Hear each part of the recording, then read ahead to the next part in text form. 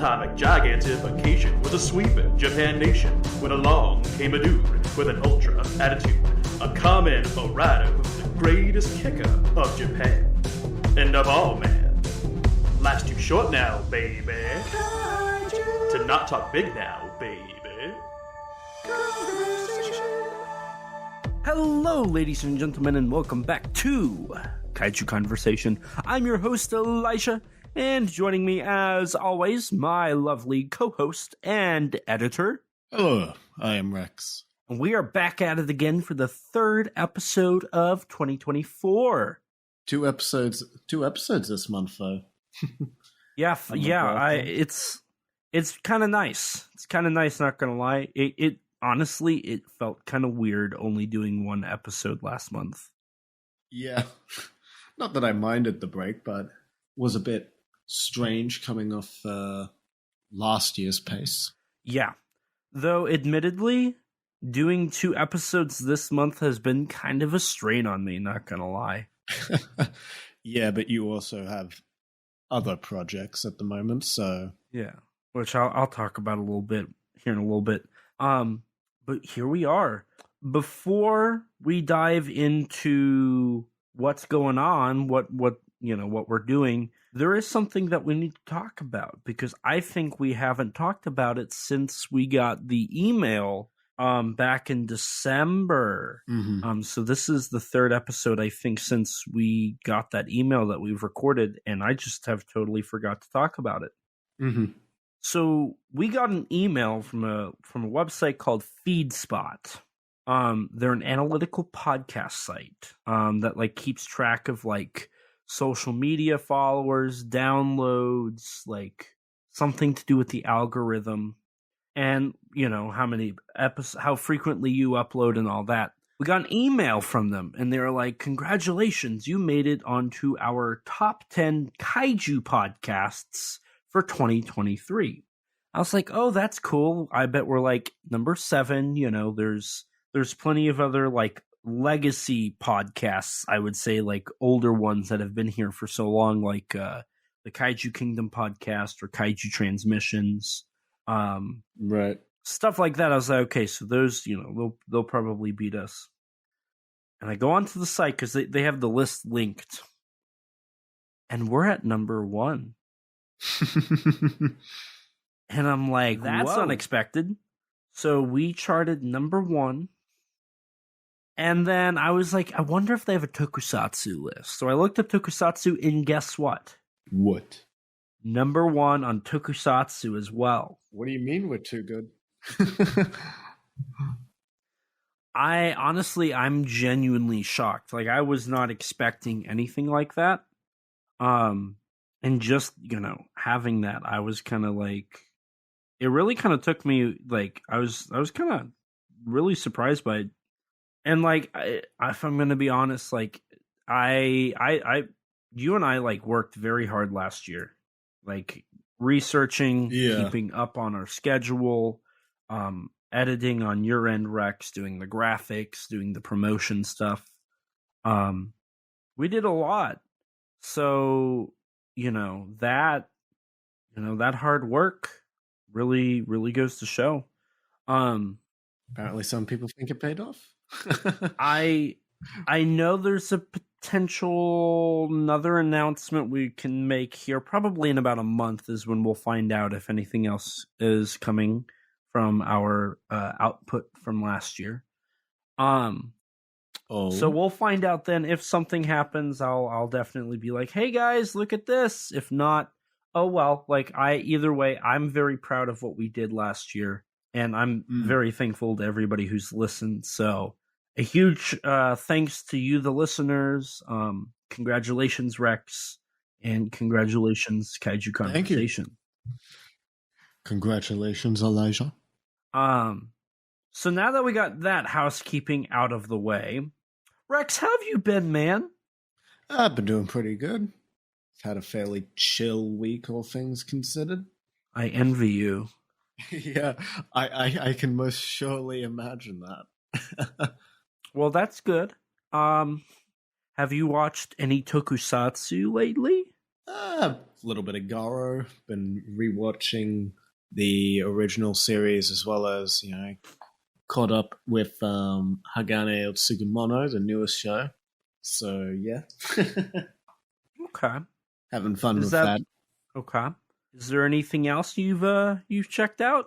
Well, outside of that, closest thing to Tokusatsu otherwise is with you. I watched episodes 6 and 7 of Monarch. Was it 6 and 7? Yes. Or was it 5? Okay. Monarch Legacy of Monsters. Yeah. And that's what I watched this week too. Which, I mean, they were pretty good. I think the show's starting to... You got a bit of Godzilla? A little bit of Godzilla.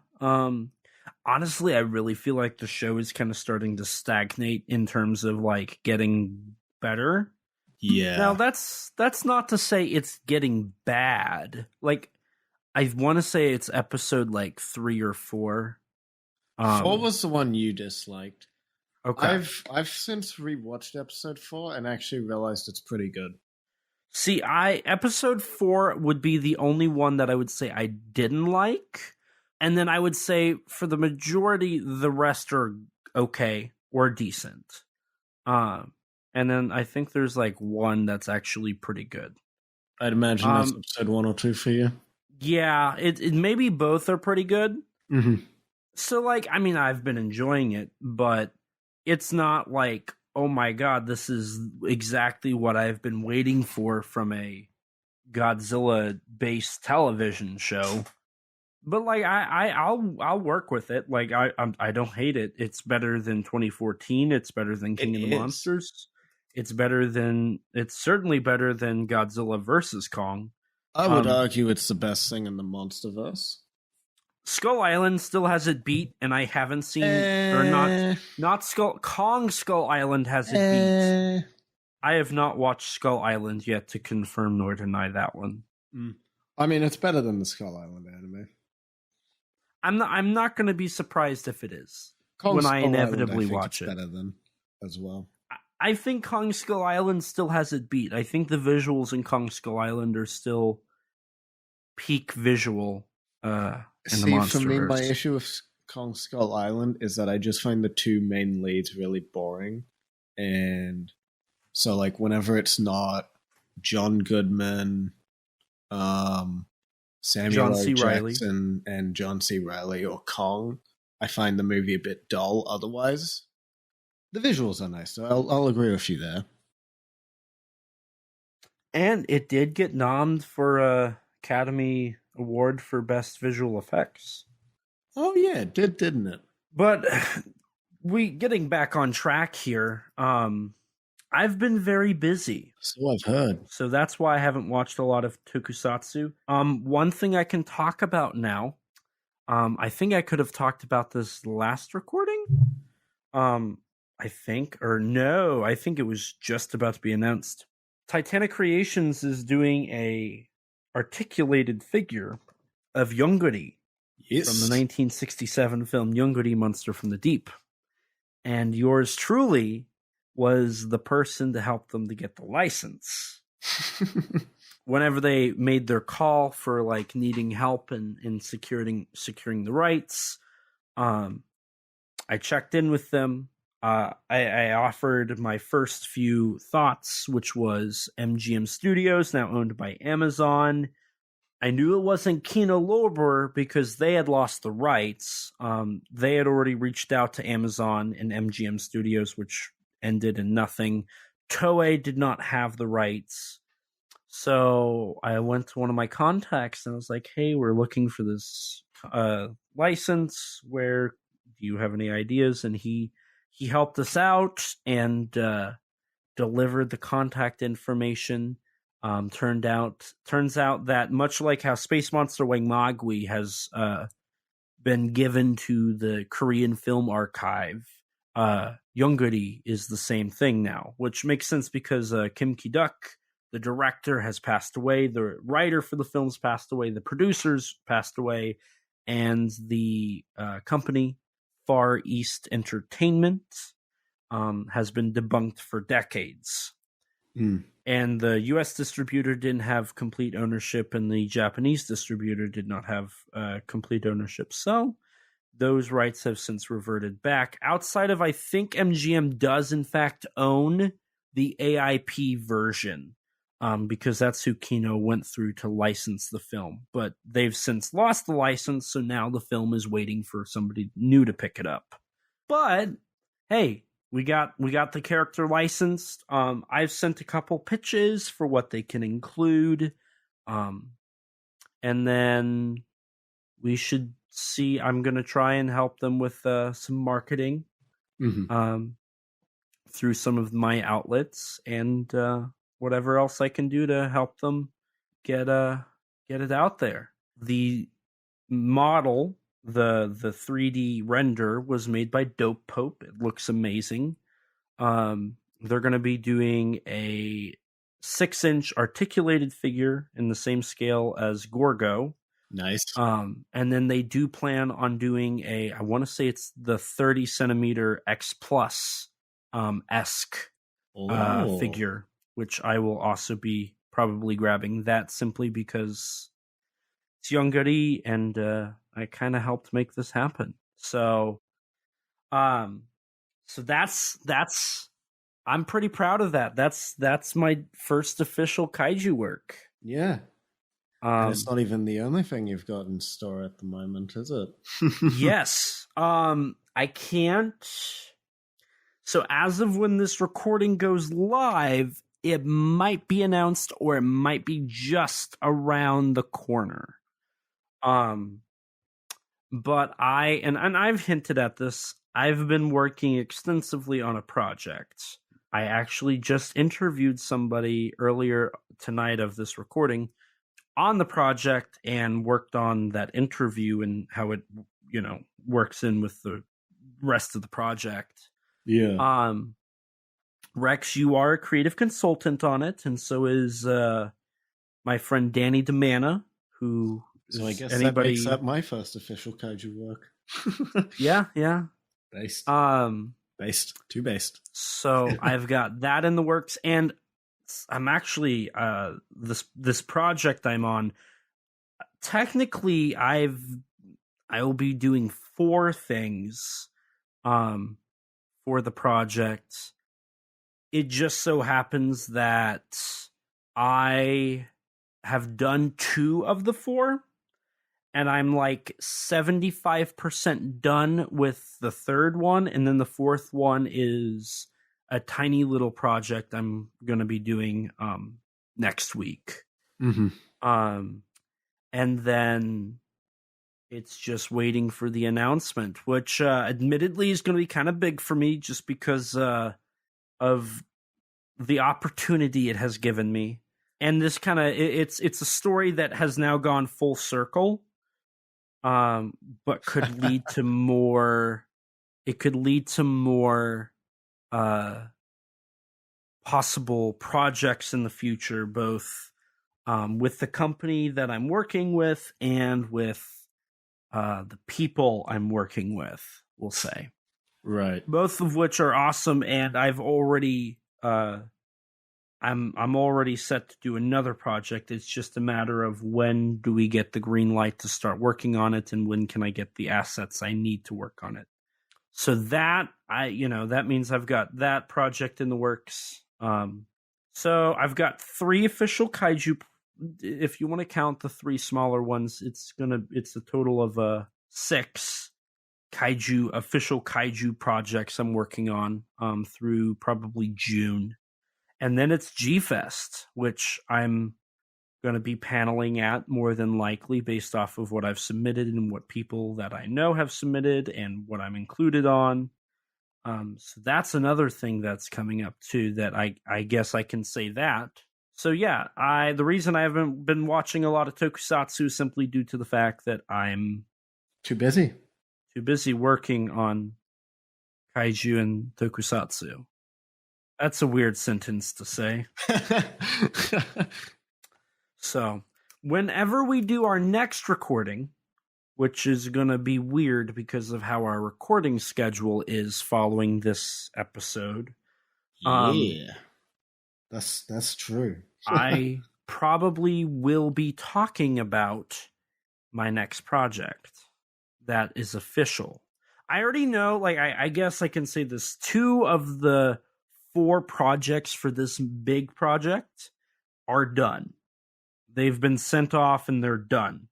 And then, like I said, one of them's like 75% of the way done, and the other is going to be like a really tiny, like, once I get the assets I need, it's going to be like 4 hours worth of work. So that I'm not too worried about. That I can do pretty quick. But yeah, that's so Elisha's been busy, and as much as he would like to watch Tokusatsu, he has not been able to. He also has a regular job that takes up at least 40 hours of his time. So yeah. Busy life. So, aren't we covering any Tokusatsu today? I'm gonna be honest. I just rambled off so much that I kind of forgot what we were covering. Fiddlesticks. Idiot. Well, I guess we should continue on from, a little hype train for GXK. Oh, that's right. Yeah, because we did Destroy All Monsters, which originally had a planned King Kong appearance, and it's a Godzilla movie.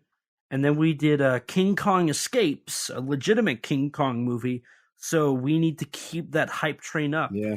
Oh, wait, but we didn't watch any Tokusatsu. So we can't do All Monsters Attack. Oh, crap. Well, at least I did watch an American film recently. An American film? Yeah. It was called King Kong. Well, I guess... So I think it's relevant. Yeah. But Rex, I've already covered King Kong. I wasn't talking about King Kong. I was talking about King Kong. But, Rex, I know you weren't there, but Nathan Marchand and I did cover King Kong. No, not King Kong. I meant King Kong. The Peter Jackson movie? But Rex, we still haven't covered King Kong or King Kong Lives. You daft fool. Yeah, you mentioned it. You just mentioned the one I watched, King Kong. Rex, we have already talked about... Well, I have already talked about King Kong. No, not King Kong. You daft idiot. I'm talking about King Kong, directed by John Guillermin and produced by Dino De Laurentiis. Oh! You want to know something funny? What? Just sitting like 5 feet behind me is the Shout Factory Scream Factory Collector's Edition King Kong 2-disc Blu-ray set. No way. You know what? Sitting like 5 feet behind me? What? A $1 DVD for the movie that I bought 5 years ago. I'm just going to let that sit for a second. It is sitting there. That was awful.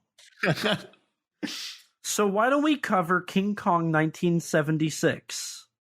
Oh, sure. Why not? Okay. Okay. In all seriousness, yes, we are covering the 1976 film King Kong, released in December of 1976 on December 17th. Not to be confused with King Kong or King Kong. This is very true. So, okay. Should we start kind of from 1967? I guess so, yeah. Now, so after, like, in the late 60s, early 70s, there were plans from Hammer to do a King Kong movie. Maybe we'll eventually do like a mini-sode or something talking about like the scrapped productions. So we're not going to really do that here because it has no relation to King Kong 76. Mm-hmm. But ever since RKO got the rights back from Toho, they were wanting to produce. RKO wasn't, but there was interest in producing King Kong movies. Right. Now, I mean, he was a massive name, undeniably. there was this stipulation with the people at RKO at the time, the people that owned RKO. They did not want any remakes or sequels made to the film. So anybody that would approach them, they'd be told, buzz off, right? Because they didn't want a remake. The idea of remaking King Kong was like how we view remaking Jaws. Mm-hmm. Like, right? Why would you do that? Yeah. Which, now that I think about that, that's a perfect comparison. Because anybody in their right mind would know Jaws should never be remade, and I imagine this is exactly how the people behind King Kong felt. I mean, yeah, it was. It's kind of documented. Is it? Yeah. Oh, yeah. So, what ended up happening was, Dino De Laurentiis was okay. So there's like 5 different stories to how this movie came about. I'm honestly shocked there's not one where Dino De Laurentiis was on a plane back from the United States and he looked in the clouds and saw a gorilla-shaped cloud. Like, that's the only thing missing from the origins of this movie. So, on Dino De Laurentiis' side, he says he came up with the idea of remaking King Kong because in his daughter's room, above her bed, was a King Kong poster. Mm-hmm. Various producers at Paramount claim to be the ones that suggested the remake. There's also a rumor that Dino De Laurentiis and Paramount chairman Barry Diller wanted to do a giant monster movie that kind of was in response to the disaster movies of the 1970s.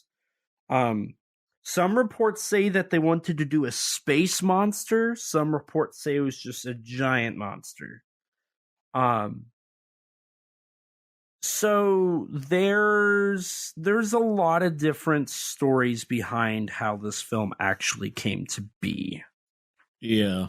And so it is hard to determine where that started. But one thing for certain is in 1972, Jim Danforth tried to get a King Kong prequel off the ground. He approached Universal about doing a prequel that would have a stop motion King Kong and stop motion dinosaurs, and they declined. And then he went to Sony because of Sony's rich history with Ray Harryhausen. He thought surely they'd do something, and they apparently immediately were like, "Nope, we're not interested." So he stopped for a bit, and then in 1974, he tried to pitch it again, and it would be a story about how Carl Denham learned about Skull Island and King Kong, and that fell through. Mm-hmm. But then he learned about the interest that Dino De Laurentiis had in remaking King Kong. Dino De Laurentiis was actually friends with the people who were running RKO. Mm-hmm. And he approached them and was trying to make a deal. I believe the initial deal that they had pitched was a $200,000 upfront agreement for the rights to produce and make a King Kong remake, plus 1%. 3% of the 1%. It was really? like 1% initially. And then what happened is, so Danforth learned about this De Laurentiis version because he was actually approached to do stop motion dinosaurs for the film. But after he learned that they were doing a man in a suit and an animatronic, and he read the script, he was like, "No, I don't want to do this." So he went back to Universal, and Universal claimed that they had ownership of King Kong through a verbal agreement with the owners of RKO. So they announced the production of The Legend of King Kong. Now, okay, before we keep going, this is the beginning of the very difficult to understand copyright issues with the character and the film and the story of King Kong. Yep. So allow me to try and explain it for now, up to this point. Okay. So the original 1933 film was owned by RKO Pictures. They also owned the sequel, Son of Kong. The movie, however, came out after a novelized version of the screenplay came out. So by technicality, the movie is an adapted screenplay from this novel. The novel was copyrighted as King Kong and all of that, and the movie was not in terms of ownership. So by technicality, the Marion C. Cooper estate would have ownership of King Kong, and the story of King Kong, RKO just made the film, right? Mm-hmm.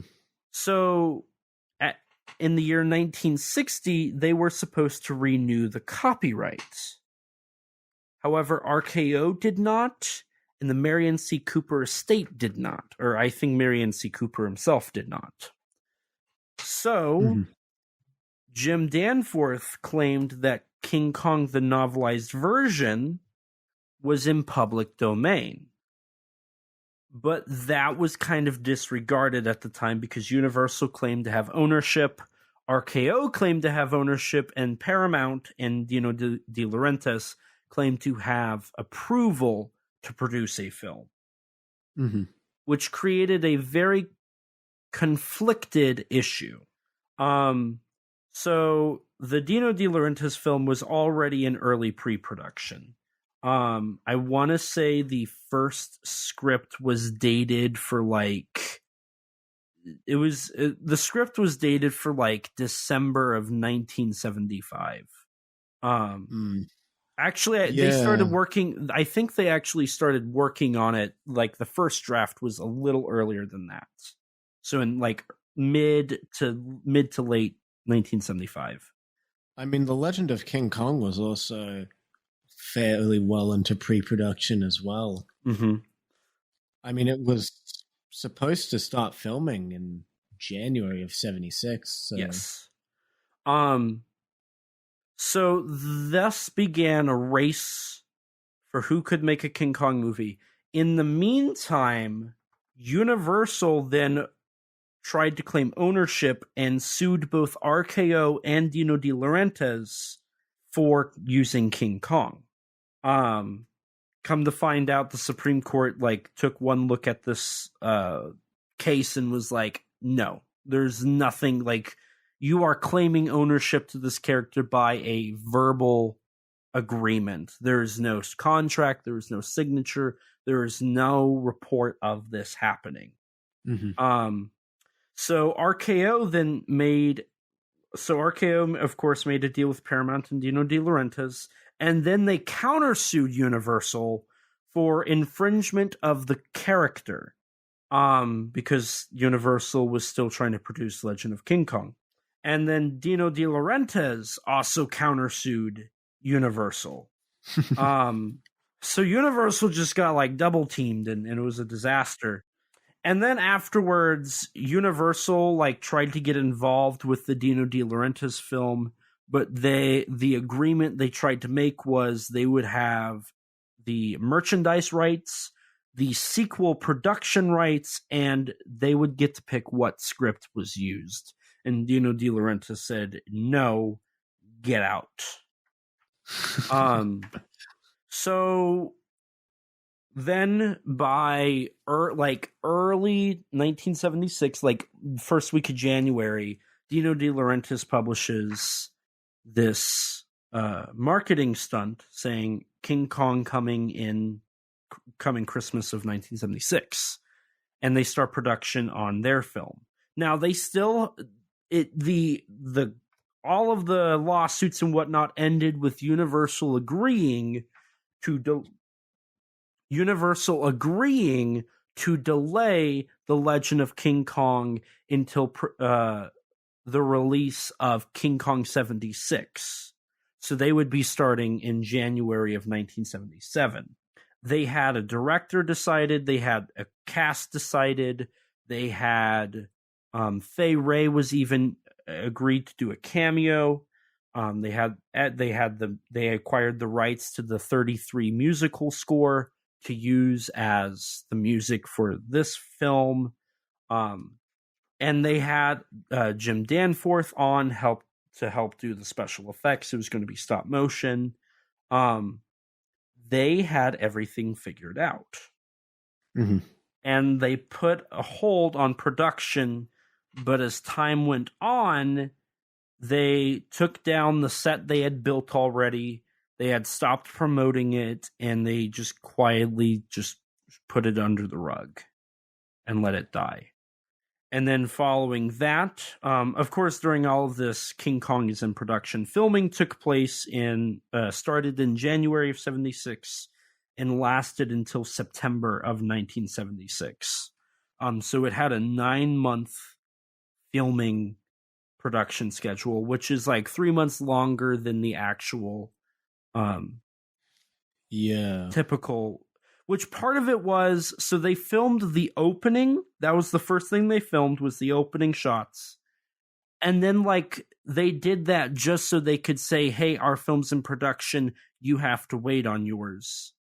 De Laurentiis was, like, brutal. He was such a, like, competitive man. Like, even in production, they were, like, competing with each other to see who would make the best thing. Especially in the special effects department. Rick Baker has talked extensively about how he had to like compete for the design of Kong, compete for the head sculpt, compete for the King Kong suit. Right. I mean, Baker got a lot of it got rushed because of the deadlines that De Laurentiis and had for Baker and the crew. Mm-hmm. So after they shot the first scene, they like put the production on like a 3-week hold until they could actually get everything decided. Barbara Streisand, I don't know how to say her last name. She was originally asked to be Dawn. Cher was originally in there. And then Meryl Streep like tried to be the character, and like Dino De Laurentiis like thought she was ugly, and so obviously that ended in a disaster. They originally pitched the film to be $16 million in a budget that later got bumped up to $24 million. I'm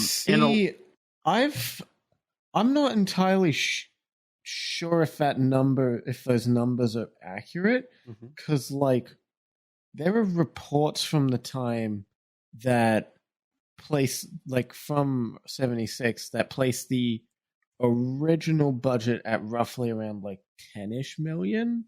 Okay. And then it rose to about 16 million. Gotcha. So I'm not entirely sure if the 24 million figure is accurate. Gotcha.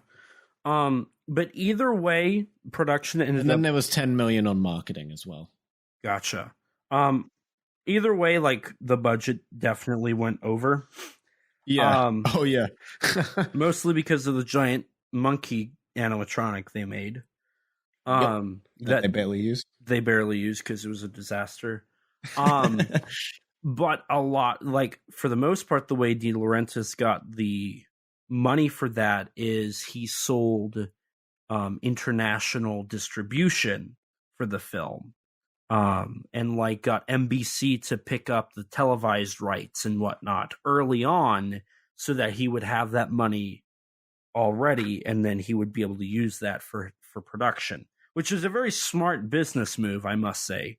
Roman Polanski was originally slated to be the director. When he wasn't able to do it, it went to who ended up directing it, Mr. John Guillermin. Mm-hmm. And whom reportedly wasn't the nicest man on set. Apparently he had a very bad temper. Yep. And it wasn't until he like yelled at De Laurentiis' son or something that he like calmed down. But like they had to construct 2 King Kong hands that were animatronics. They had to create like 2 King Kong feet, the 43-foot tall animatronic.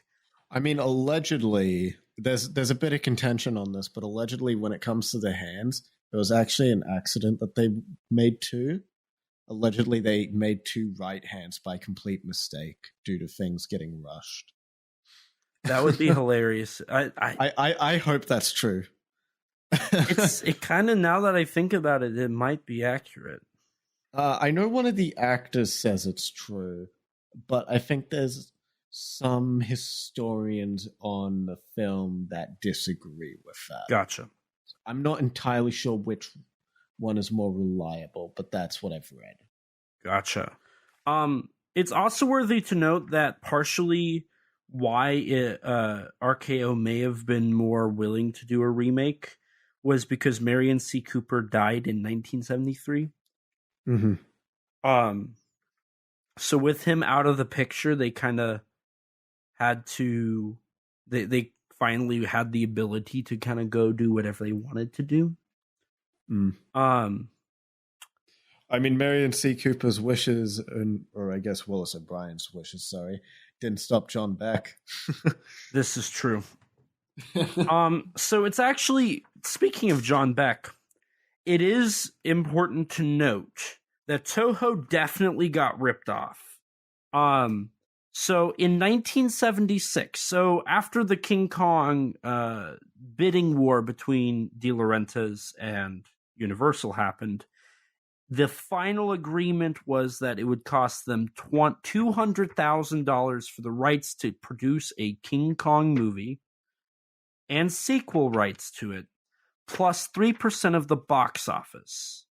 Mm-hmm. That's how much it was for De Laurentiis to get it after Universal bid $200,000 plus 2% of box office numbers. Toho in 1962 paid RKO $220,000 for the rights for 5 years. But also it kind of sounds like that Toho got a better deal because they could have produced whatever they wanted in those 5 years. They just had to have RKO sign off on it. Right. It just so happens it ended up only being King Kong versus Godzilla and King Kong Escapes. You know, in one universe, it probably would have been King Kong versus Godzilla and then continuation King Kong versus Godzilla and then another King Kong movie. Or maybe another universe where it's King Kong versus Godzilla, King Kong Escapes, and then if Destroy All Monsters got made earlier, maybe Destroy All Monsters. Right. So, I mean, in a way, it still sounds like Toho got the ripoff because Toho had to pay $20,000. Well, here's the thing: Toho paid $20,000 more when in 1962. In 1962. So once you adjust that for inflation, Toho paid way more. Mm-hmm. Because we're talking in a 14-year difference. Right. So it's interesting to see how much Toho kind of got screwed over on their King Kong deal. Going back to the whole copyright thing, Toho licensed King Kong from RKO. They had a 5-year deal, and then Toho made a deal with Universal Pictures for international distribution. So by 1970, where it sat was RKO held the rights for King Kong 33 and Son of Kong. Universal held the rights to the international distribution of King Kong vs. Godzilla and King Kong Escapes, and secretly, Marion C. Cooper and his estate owned King Kong, period. Yeah. However, nobody knew that. So that's why Toho went through RKO to license King Kong. So, in that regards, Toho kind of got ripped off because they didn't even actually get the proper rights to King Kong. They acquired it from the people who thought they owned it. And then if you go even deeper, technically speaking, Dino De Laurentiis didn't even get the proper licensing because it was actually the Marion C. Cooper estate by that point that held the rights. So, if you want to be pedantic, 3 official King Kong movies are not official King Kong movies. Actually 4, because if you count King Kong Lives, it would be 4. Leaving just 3 official King Kong movies. What a mess. It's a disaster.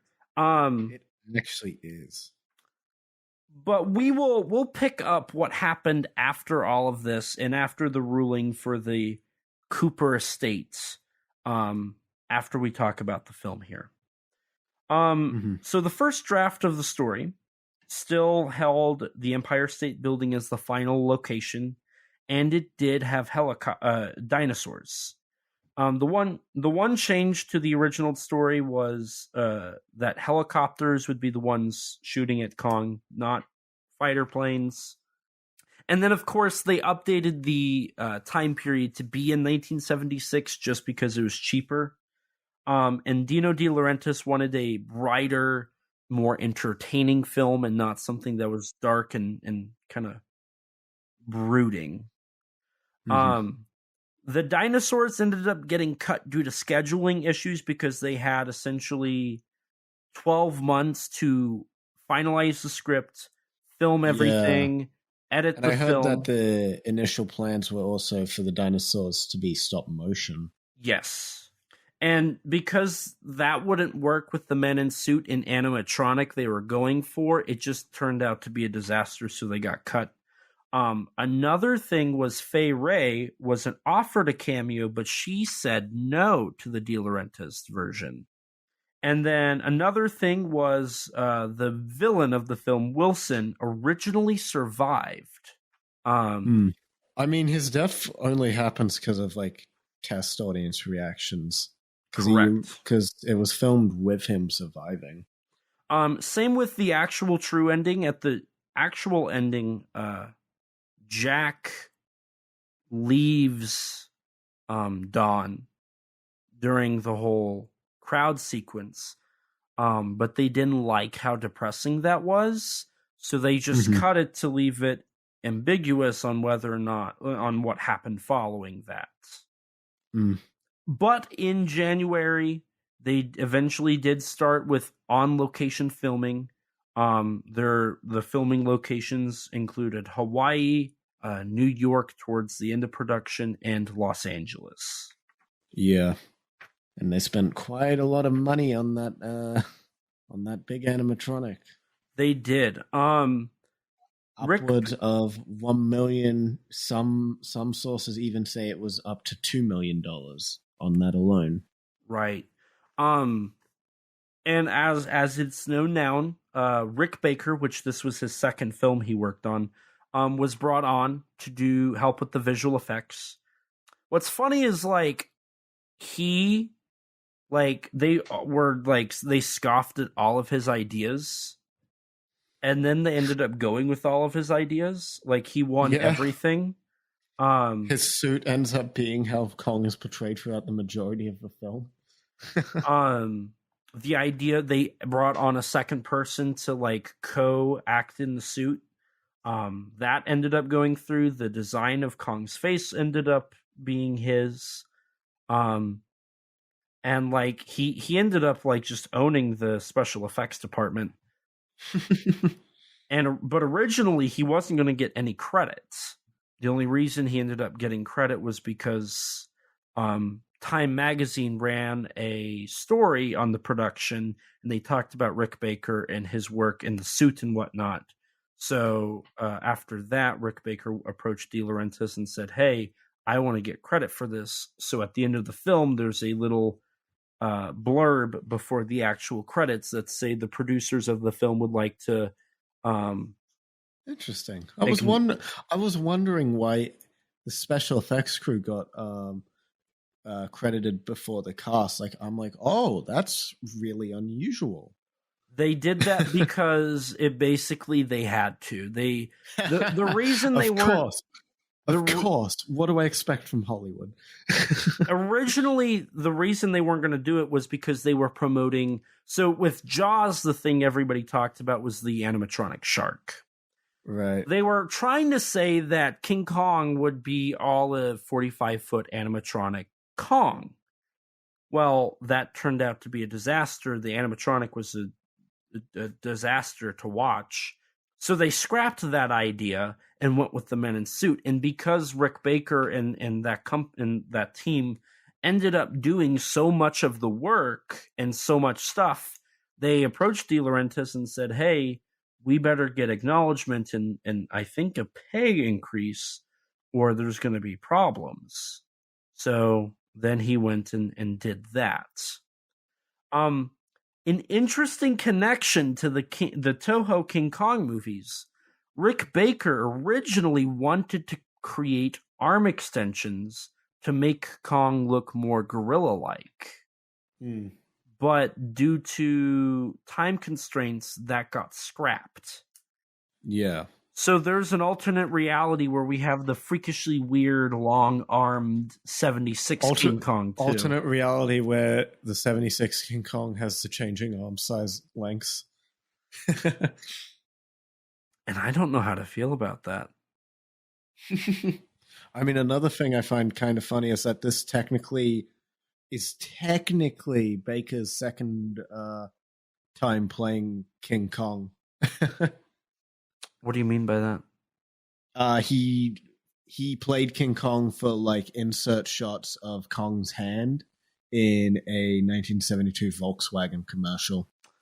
Oh, because like in that commercial, it's like 90% like stop motion animation, but there's a couple insert shots where Rick Baker's hand is used as King Kong.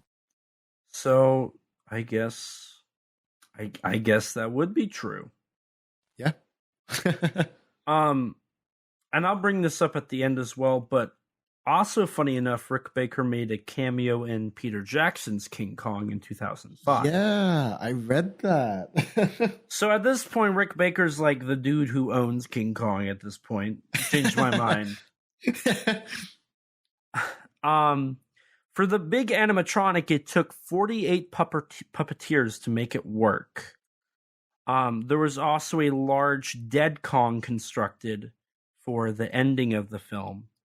Right. However, when they shot it, the crowd of 30,000 New Yorkers that came to be a part of the film, when they like gave them the clear to go over there, they like went over and like started yanking anything they could off of the giant dead monkey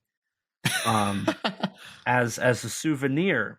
And they ended up having to shut down production because they were worried that the amount of people would cave in the underground like mall. I mean, they weren't even expecting 30,000 people. I think they were. I think the call they did was only for about like 5,000 people, if I remember right.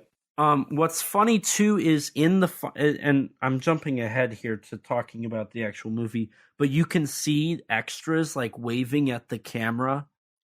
I didn't notice that. I saw it immediately. I was like, oh, that dude's waving at the camera. Huh. These must be extras. I'll have to look for that on a rewatch. It's like in Space Monster Wing Mogwai when they have people running away. Some of them are like laughing and smiling, and it's like, you're clearly an extra. So I couldn't find there was some different numbers here, but it seems like there were 7 or 8 sound stages they used for all of the actual soundstage sequences. Yeah. All on the MGM lot. And I think that's really all. I'm just going to be honest here. I'm going to be completely honest here. If you want to know all the nitty-gritty details, because this film has been There's like too much for us to cover. there's no way. Like they literally like have the nitty gritty details. If Yeah. you want a good source for nitty gritty details, go buy the Scream Factory Blu-ray. There's 50 minutes worth of video essays from people who worked on the production. There's on the second disc, there's like a 30-minute like Q&A discussion from a showing. And then there's a audio commentary from a King Kong historian, and there is a commentary that's a discussion with Rick Baker on the production of the film. And then if you need more than that, then just get John LeMay's Kong Unmade book, and then you get all the details on the legend of King Kong, the scrapped King Kong 76 script, and the 3-hour TV version that also exists that is on the Scream Factory Blu-ray. Mm. Oh yeah, I discovered there's actually free cuts of the movie that I found interesting. Really? Yeah, because I did not know this until after I had finished watching the movie, that I had actually watched a shorter cut of the film. So yours wasn't the 2-hour and 14-minute version? No, mine was the 2-hour and 8-minute version. Huh. More you know. I wonder if they cut out violence. No. The snake's death is pretty brutal. Kong's death is fairly brutal. The only change that I'm aware of is like I think there's a scene in the 2-hour 14-minute version of the film where it's just like a montage of Dwan, the female lead of the film, just like a montage of her on the ship that's cut. Gotcha. And then I'd presume a couple other scenes have been either cut or shortened. I'm not entirely sure on all the differences, but yeah. Because I was reading something and they mentioned the scene and I'm like, what are you talking about? And then they showed a clip and I'm like, this just straight up wasn't in the movie I watched. Huh. Well, Rex, if you are ready, we can go ahead already like way farther into the episode than normal. We can dive into this 2-hour and 14-minute movie. I believe I'm ready. Okay. For the Legend of King Kong, you could say. That was great. So funny I forgot to laugh. I'll be here all week. Oh, God. Well, the film starts off with some establishing shots and some sequences of people getting ready to embark on this ship that they're on. Yes, including a Jeff Bridges, who is sneaking on board. Sneaking in air quotes. He is not very stealthy. No, he's just acting like a drunkard. And he like gives one of the like guards like $3,000. Mm-hmm. So, we get some shots of, him sneaking around, getting on the ship and it embarking, seeing like they go through some rough waters and whatnot. Yeah, there's a mayday call during a storm. But they never really do much about it. They just kind of ignore it. Which I think is like illegal or something. Like in every movie ever. Negligence is okay if no one knows about it. Dude, literally the whole team their middle name is Negligence. Which is a perfect segue into something that's oddly familiar to us now in recent monster movie history. Well, we are introduced to Fred Wilson, our Carl Denham replacement, talking to the captain at dinner and whatnot. Or no, they're not at dinner, right? Yeah. Yeah, they're eating. Yeah. And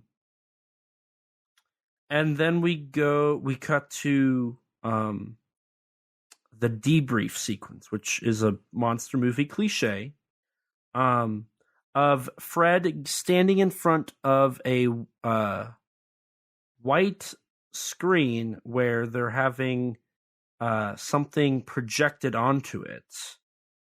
And he's talking about a fog bank that never disappears. And through satellite imagery, they discovered an island in the fog bank. Mm-hmm. I swear to God, I've seen and heard this story before.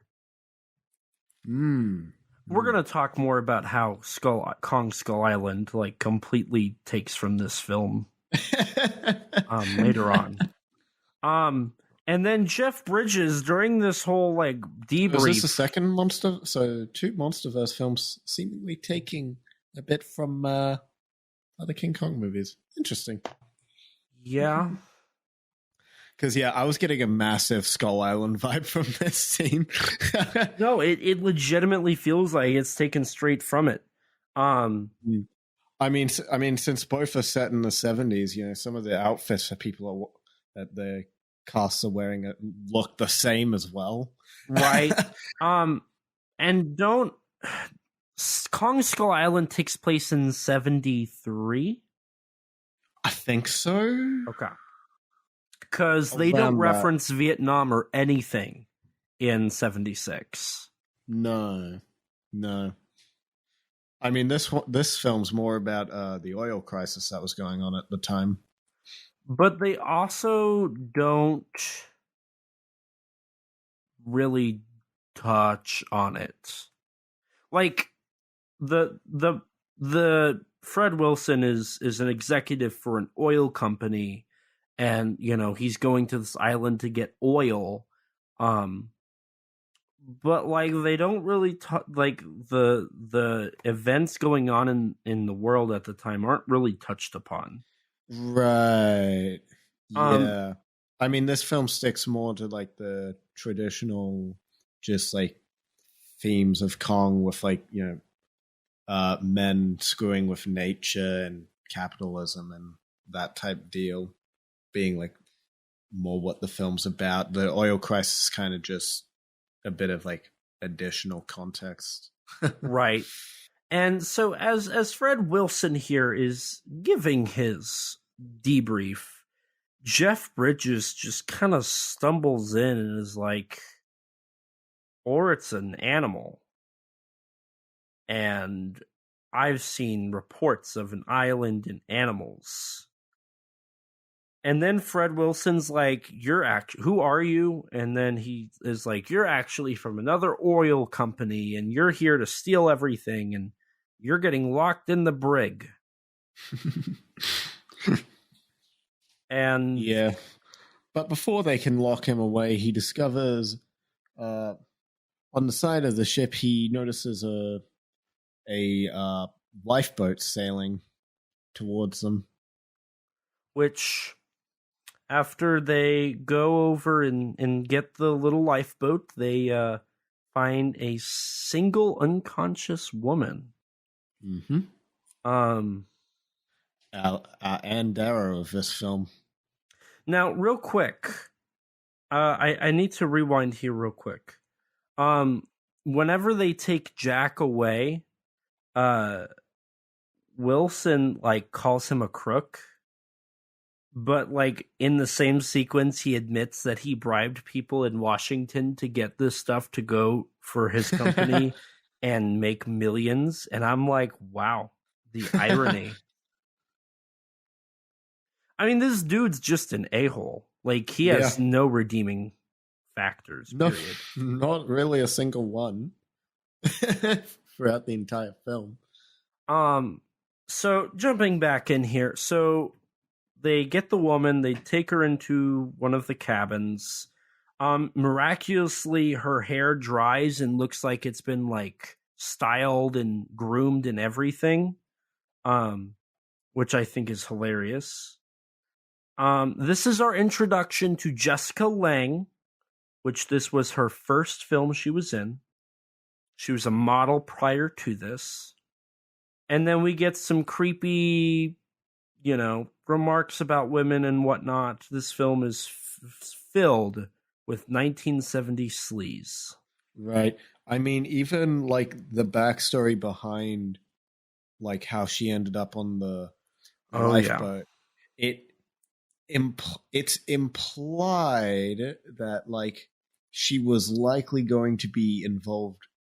So she's a wannabe actress, and she was with a guy named Harry on a yacht. And Harry is very likely a reference to the real-life actor Harry Reams, who starred in the film Deep Throat. Yep. A film which is referenced by name in this film, which was a very infamous 70s porn movie. And the she was going to being that Dawn was very naively being dragged into a porn shoot in Hong Kong. Yeah. Yeah. So I guess we should probably stop here real quick and establish. So I haven't seen this movie in like 10 years. I have never seen this movie before. So both of us are kind of fresh to this. Like I owned it on DVD, and like I caught the ending on TV a long time ago, and then I got the DVD and I watched it once, and I didn't remember much after that. I've owned the DVD for about 5 years and never put it in once until now. this was my what felt like my first watching.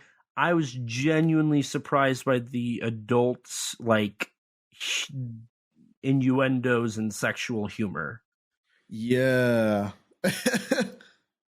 It's almost as uncomfortable as just the sexism and racism in the 1933 movie. Right. Yeah.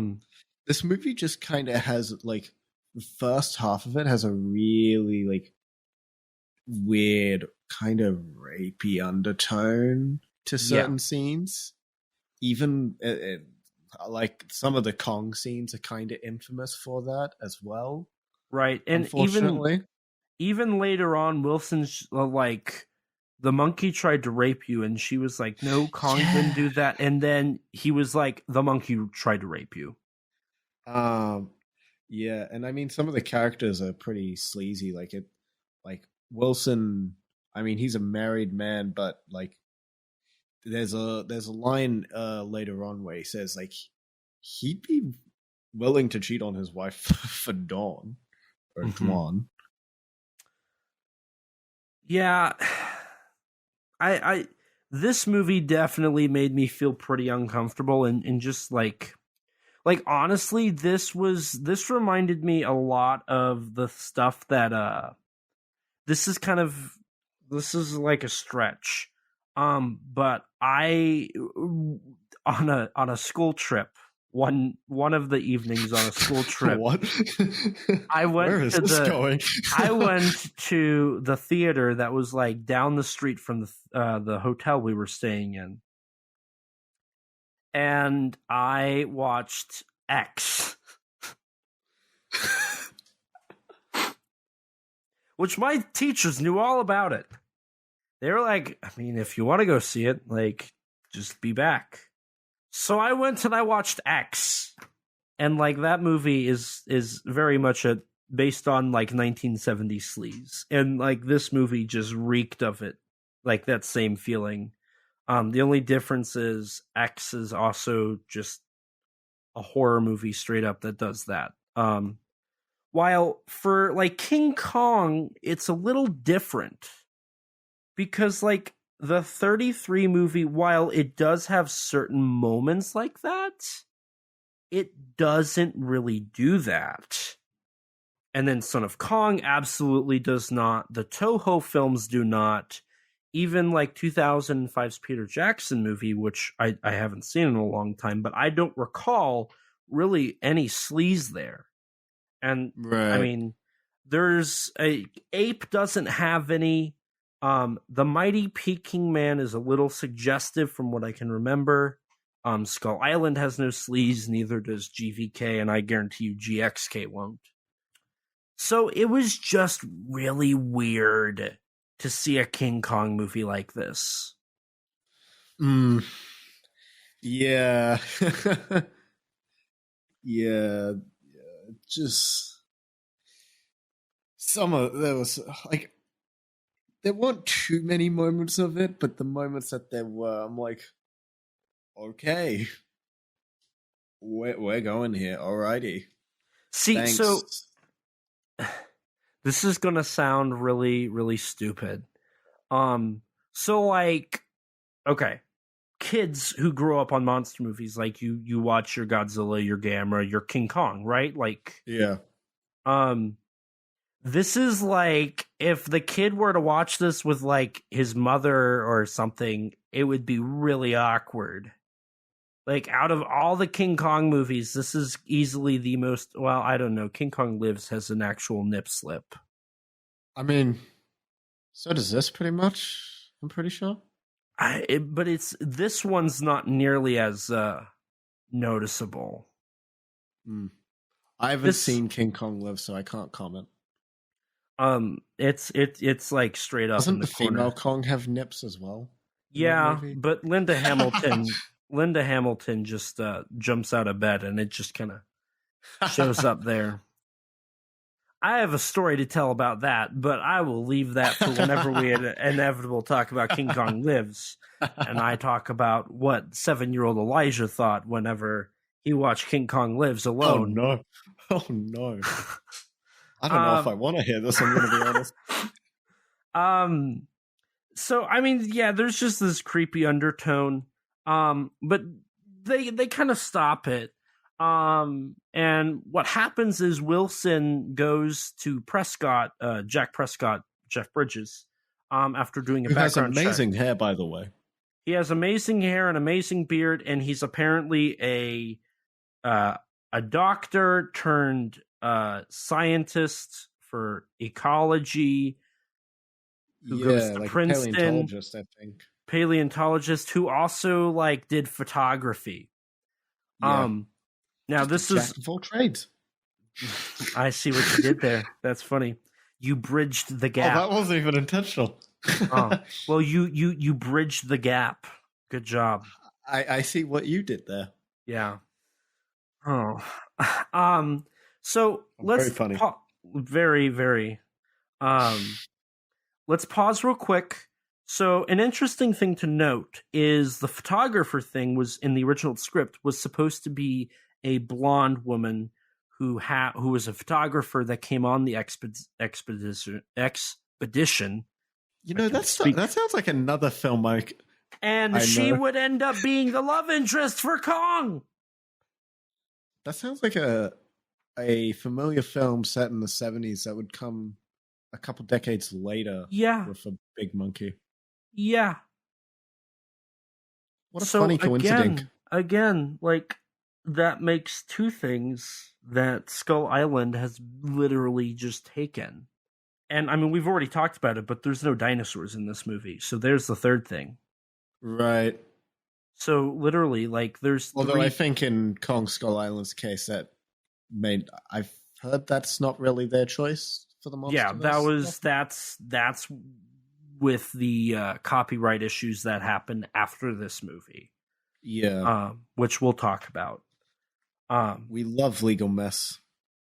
I mean, I've been trying to explain the King Kong copyright laws for years, literally years, and nobody ever understands me, but it makes perfect sense to me. You just have to take it one step at a time and understand it. So Prescott ends up going up and checking on this woman, where they find out about Dawn,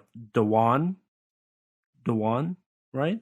Her name in the script was Dawn, but then I think they changed it during filming to make her name more interesting and memorable. I hate it. Yeah. I'm probably just gonna revert to Dawn. Let's just call her Dawn. That's her name. I don't feel like saying Dwan.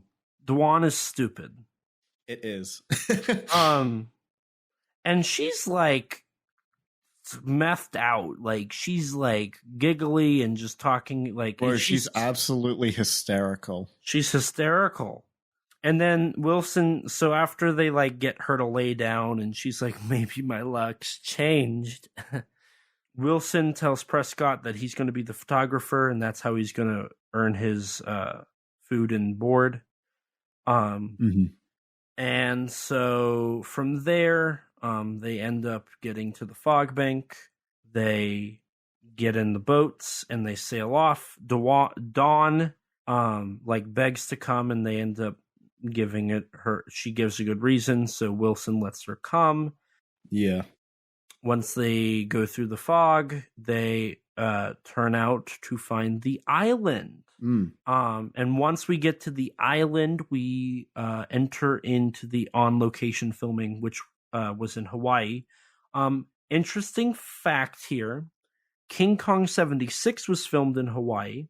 Godzilla 1998 was filmed in Hawaii. Godzilla 2014 was filmed in Hawaii. Kong Skull Island was filmed in Hawaii. Godzilla vs. Kong was filmed in Hawaii. I don't remember if GXK was. I don't think it was. It was. So, I can confirm on the crew shirt that I'm going to buy, probably it was. So now Godzilla Kong The New Empire filmed in Hawaii. Yeah. So King Kong 76 kind of started a funny trend of monster movies filming in Hawaii. Yeah. If you also want to throw this on there, I want to say all the Jurassic movies have filmed in Hawaii outside of Dominion. Yeah, I'm pretty sure you're right. Yeah. So that's always fun to see. I mean, on this arrival at the island, I love how thanks to the fog, the island looks really mysterious. Yes, and ominous. Like, I love this approach to the island. I think it's great. And like and this just kind of goes to the cinematography. I think the way that the island is shot looks beautiful. Right. I mean, this movie has a very grand scale to it in its cinematography a lot of the time, and helped, of course, by some absolutely brilliant production design. Like, after they get on the island, they go exploring for a bit, and they like come across this massive wall built like by the natives of the island. And while in this like introductory shot to it, I believe it's like a matte painting. Yes. Yeah, it would be a matte painting. But later on, there is an actual set for it. They built a real massive wall that was about 15 meters, 50 feet high, about 300 feet wide, I believe. And yeah. No, and like that set specifically, once we get to there, I have a lot of positive opinions because all of that looks really good. It looks fantastic. Now, I will say it's very obvious to tell the change between on location to soundstage, but I kind of like that. Yeah. I kind of like that. So, like, it's no different from when it happens in like Ibara Horror of the Deep and various Toho films, right?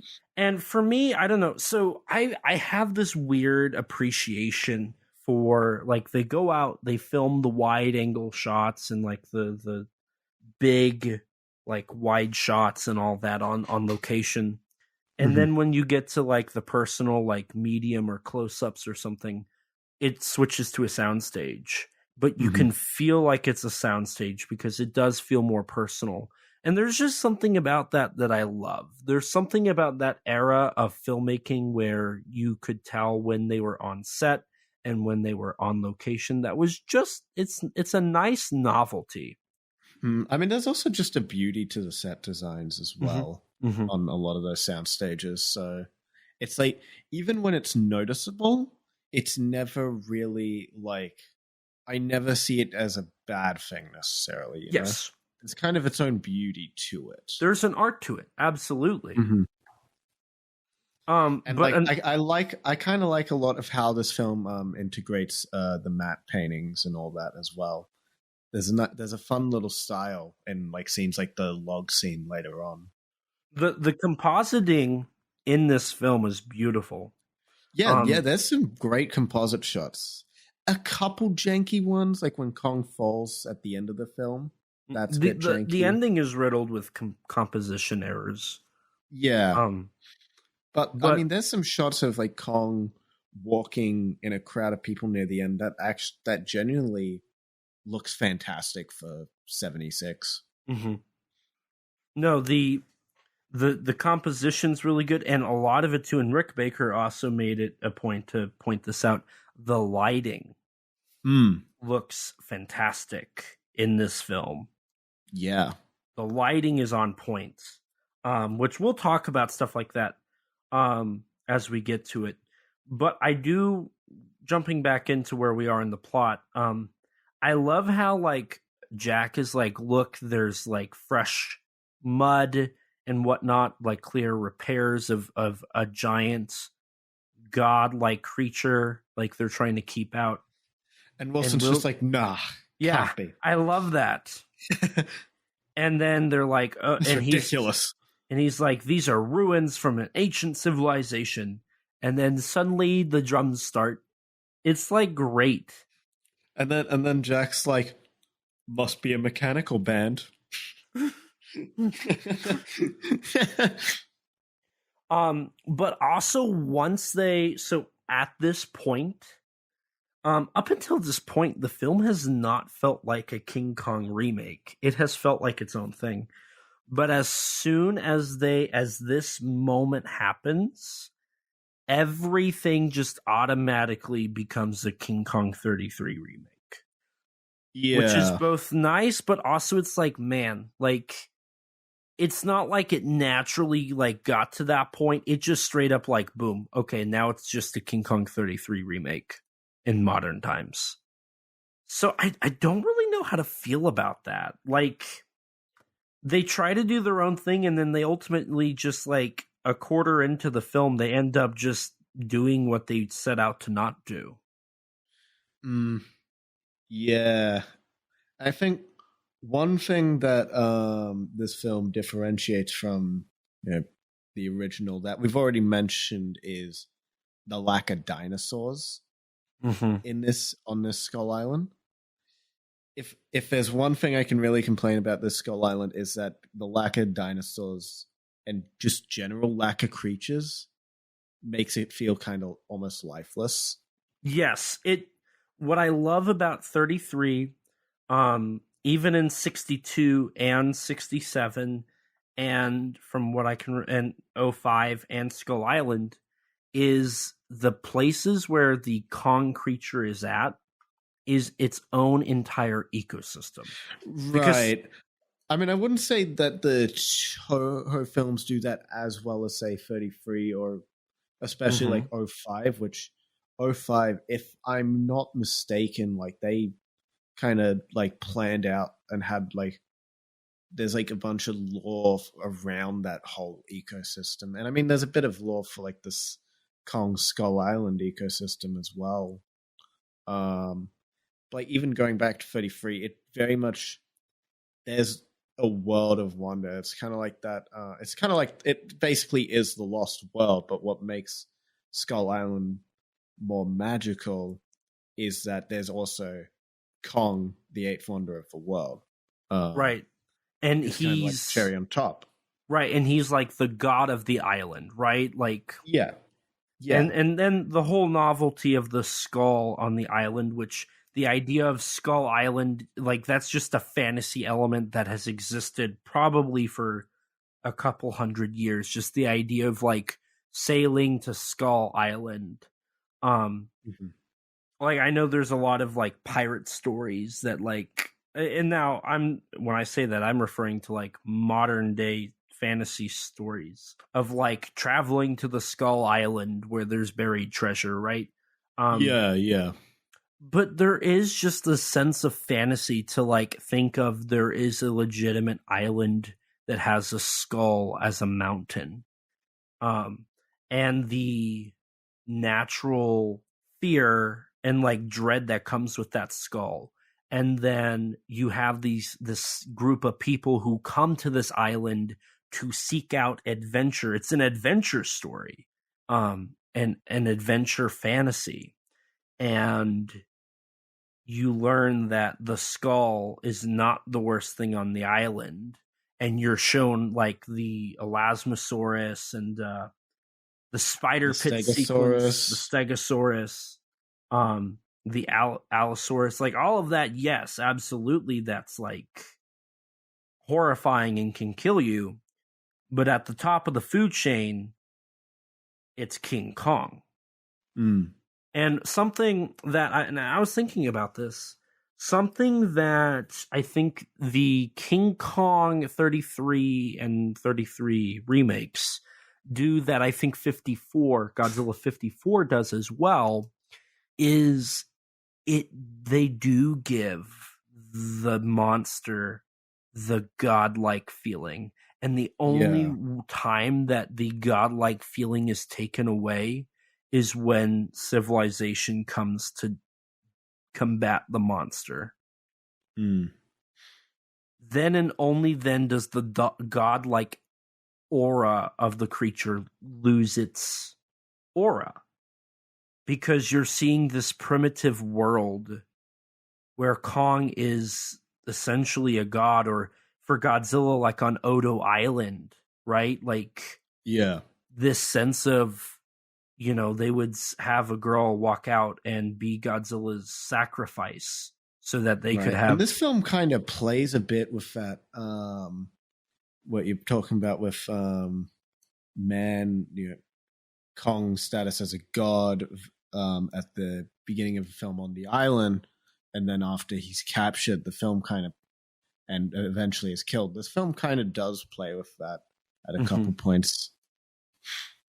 And I do like that. I love that little aspect. And I think something that really does hammer that home is the amazing native stuff, just in general. Following the scene we're just talking about, they walk up on the ceremony, right? Yeah. Where they're getting ready to sacrifice this woman to Kong. But the natives spot them. They spot them and then they stop, just like in the original. Now, I think the original does a better job. The leader in the original, I think, was way better. They actually gave him a face, and he's iconic.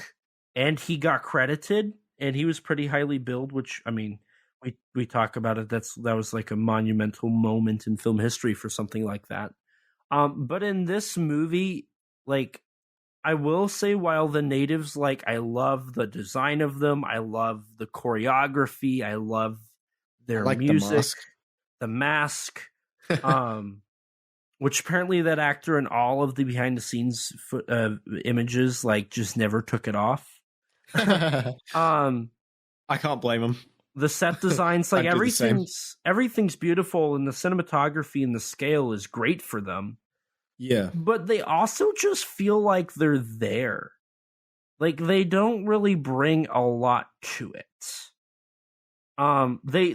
They do not characterize them nearly as much, which is weird because you would think that this film would characterize them way more than the 33 film did, but in all reality, the 33 film did a way better job at giving the natives actual character. I mean, from what I can remember, at least it's not the kind of racist portrayal in the 05 remake. I don't remember the 05 I don't remember it well enough, but a lot of people point to that portrayal being very racist. Gotcha. So for what it's worth, it could be worse. Gotcha. I don't know. I wish we could get more characterized versions. Yeah, I think the portrayal in this is fine enough. I think it's adequate. But I agree there isn't too much to it, really. But I don't quite remember too much of how the natives in the original were, outside of like the vague memories of, just like in the original, these natives are offering like about like 6 of their women to get the blonde. Yeah. And yeah, on that note, our characters refuse and flee back to the ship. Now, while they were there, they did discover that there is some type of oil on the island. So now they can start prepping to, test it, look into it, and all of that. Yeah. Following this scene, we do get Wilson talking about returning to the island and planning to take over. Actually planning on tricking them into signing the island over to them. Yeah. Which is basically what most countries did to the natives. Yeah. And it just adds okay, I'm going to go ahead and bring this up now because I think by this point Wilson's supposed to replace Carl Denham, right? Yeah.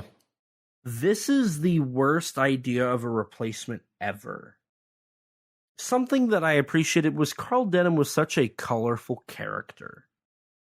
A lot of people said that Carl Denham was actually based on Marion C. Cooper in general because of how colorful and eccentric he was. And Carl Denham is such an interesting character because on one hand, yes, this is all his fault. But on the other hand, he doesn't mean anything bad. Mm-hmm. And that's something I love about the Carl Denham character. Robert Armstrong portrays Carl Denham as this showman that is just looking for the next exciting thing. And he's not one to want the chaos that ensued. And as we see in Son of Kong, he legitimately feels bad for what has happened. Yeah. From what I can remember of the Peter Jackson version, Jack Black portrays Carl Denham as this guy who's just looking for he's curious. And so he's out on this adventure, and all he wants is to go on this adventure. Mm-hmm. And then, he ends up getting what he wants and then finds out the repercussions to his actions. But Fred Wilson is just there's nothing to create this character. Everything right. about... he's just... the thing with Wilson is he's just there's not really much nuance to him. He's just a greedy antagonist looking to exploit the island for its resources. And then when he later finds out that the resources can't be exploited, he's like, alrighty, maybe let's shift gears onto this Kong. And then finds a way to exploit Kong. Which I don't think that's necessarily a bad angle to go. I think it works for this film. I think it's fine. It does its job. Yeah, it does its job, but I'll agree it's not as interesting as the more nuanced Denham. Now, getting back into the film, at night, we get some interactions between Jack and Dawn that ends in an insinuated interaction between the two in one of their rooms. Mm-hmm. Adding to the whole romance of the movie. Yeah. But this begins the running theme of getting blocked every time. Because as Dawn's getting ready to go inside to her room, the natives just casually come by and steal her.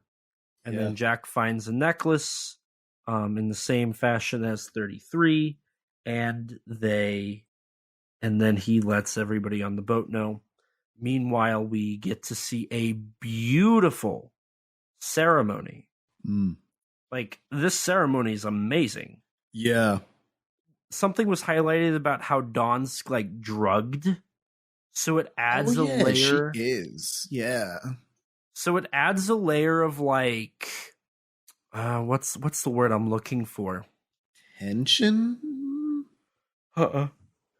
It adds to the tone of the scene because Mhm. it is very almost dreamlike.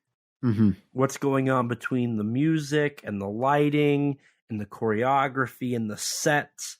It's all very, very well done. Very beautiful. And with seeing her like move in the drugged out motions, there's just it's a very appealing sequence. I would say that this is the one thing I think the film does better than the 33 one is just this ceremony. Oh, I think the ceremony and the whole build up to King Kong's first appearance is actually quite well done. Mm-hmm. I don't think Kong's first full appearance is iconic as the 33 one, but it definitely works. Yeah, I think it works. There's some really good build up both with the diegetic and non-diegetic score of both like the natives' ritual and also the actual score from John Barry. No, and what's really interesting is once they tie up Dawn and we have that build up like the tree shaking and whatnot, the close-ups of Kong look like a legitimate gorilla. Yeah. Those close-ups of the face look really, really good. Yeah. And then we get face they have for the faces, I should say, that they made for the King Kong suit look great. Mm-hmm. Very expressive. Once we get to the actual full reveal, it's a great composite shot with amazing, beautiful lighting. The only thing that really detracts from this scene is after Kong's appearance, the really awful ADR of Jessica Lange screaming and saying help. I cannot get past the ADR for her in this movie is awful. I'm kind of surprised I didn't notice it too often, honestly. I didn't notice it too often. I like most of her scenes with Kong that are like wide shots are all, I mean, they are obviously all ADR. I cannot stand it. I don't understand how like that got passed for this Oscar nominated best sound film. It really drives me up the wall. I don't know. I feel like I got bothered more by some of the dubbed lines for Linda Miller in King Kong Escapes. I'd say they're on par. I'd say they're about on par. I don't know about that. I don't know. I mean, okay, maybe the dialogue. Maybe the dialogue, actually. Some of the dialogue, maybe not in this scene, but later on is a bit. Oh no! Right after this scene, so Kong takes Dawn away, and then the boys storm the camp and force all the natives to go into hiding for the rest of the film, and they just really and honestly never show up again. They show up. They show up like during the. They show up for 30 seconds. Yep. And do nothing, and then disappear again. Yep. They're gone. Which sucks because they had such a great like ceremony. So they end up splitting up. They have the oil team, and then they have the search party. Yeah. And just as they're like examining like into the like doorway, Wilson trips and falls into a Kong footprint. And like as Wilson agrees for them to go, Jack says something along the lines of, "What, do you think it's just a guy in a monkey suit?" Oh yeah. And I'm like, what? The self-aware joke there is so out of place. It was yeah. No, that stuck out like a sore thumb. I'm like, I get what you're doing, movie. Doesn't quite work. No, it doesn't. maybe if King Kong was a bit smaller, but if this was like a Bigfoot movie, it would work, but not for the 15-meter tall monkey. Yeah, with they specified like 6'3", 6'4" foot like length of a foot. Mm-hmm. Yeah, no, it doesn't quite work for that. It was a really poor placed joke. Mm-hmm. But they go off on their journey, and then like the following day, Wilson finds out that the oil that he has already reported to be like worth a ton of money is useless. It's useless. It's for the next 10,000 years. Yeah, before it'll be good. And so this is when the whole like plan to capture King Kong and bring him back as a marketing stunt for the company he works for, that's when this plan finally sets into action. Yeah. Following this, we get a really... Okay, so I'm going to say this now. I love the skies in this movie. The skies make it such... It feels very dreamlike with how the skies are composited with Kong in the sets. And I love that. I love that. It adds a sense of fantasy to this movie. Mm-hmm. Kong and Dawn have a little bit of an interaction. Yeah. She's trying to run away. Kong, like, keeps grabbing her and playing with her. And then... He's a curious little monkey. He's a curious little monkey. Well, little may not be the right word. Oh, that's true. And then, like, as she tries to run away for the final time, and this is where I'm going to establish this now. Dawn never on this island feels like she really cares about Kong. Even though they're supposed to be building a relationship, it does not. It like she wants to get away from Kong this whole time. After she gets dirty, Kong like takes her to get showered. Yeah. And from there, we cut to the infamous log sequence, which this is a very good adaptation of this scene, I would say. Mm-hmm. But there is something about that original version that I don't think, like, it again, iconic. Like, it's good, just like how Kong's emergence for the first time is good. Yeah. It's just not iconic. Right. And again, this comes back to the whole, like, this film feels like it's retreading 33 to a T. I also forgot to mention, you talked about the dialogue. This dialogue in the sequence where Kong is playing with Dawn as she tries to run away is awful. And I don't understand why they wrote Dawn to be such a dumb character. She's like talking about like horoscopes and like, oh, you must be an Aries or something like that. Oh. And it's like, oh my God, it hurt to listen to her talk. Why did they write the character to be so stupid? Like, Fay Wray was not that stupid. God. Fay Wray just screamed a lot. Yeah. I was done. Like, and she never gets smart. She's stupid for the entirety of the movie. It's like she's still like crazy from whenever she woke up. Mm. I really don't get it. I don't get it. Mm. But we do get, going back to where we were, we get a great sequence at the log. Yeah. All of the rescue party is killed except for Jack and Bones, one of the other guys. And he is sent back to let them know about what's going on, and Jack continues on his journey. They do cut the spider pit sequence from this movie, mm-hmm. Which I would have been very, like, this movie definitely feels like it could have done the spider pit sequence, and it could have been really cool. Right, but I mean, with how rushed of a production this was, Yeah, that's true. That's true.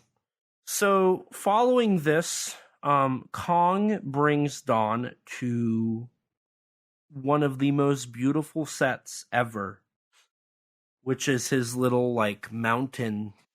Right. With that also has two Twin Peak mountains. Mm-hmm. And I love the atmosphere in this set. I love the lighting. Kong actually looks kind of creepy at points. Mm-hmm.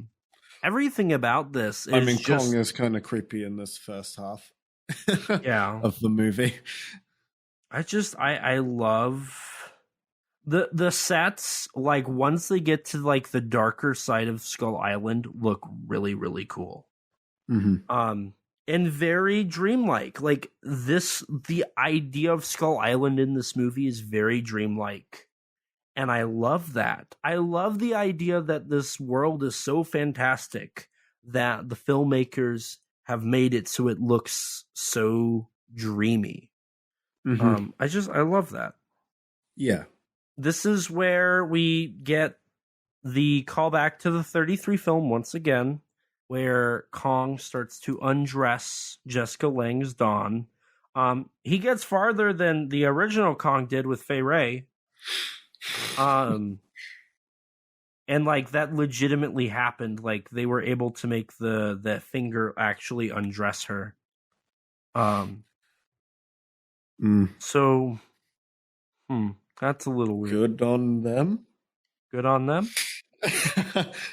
Now, following this, we get a callback to King Kong Escapes.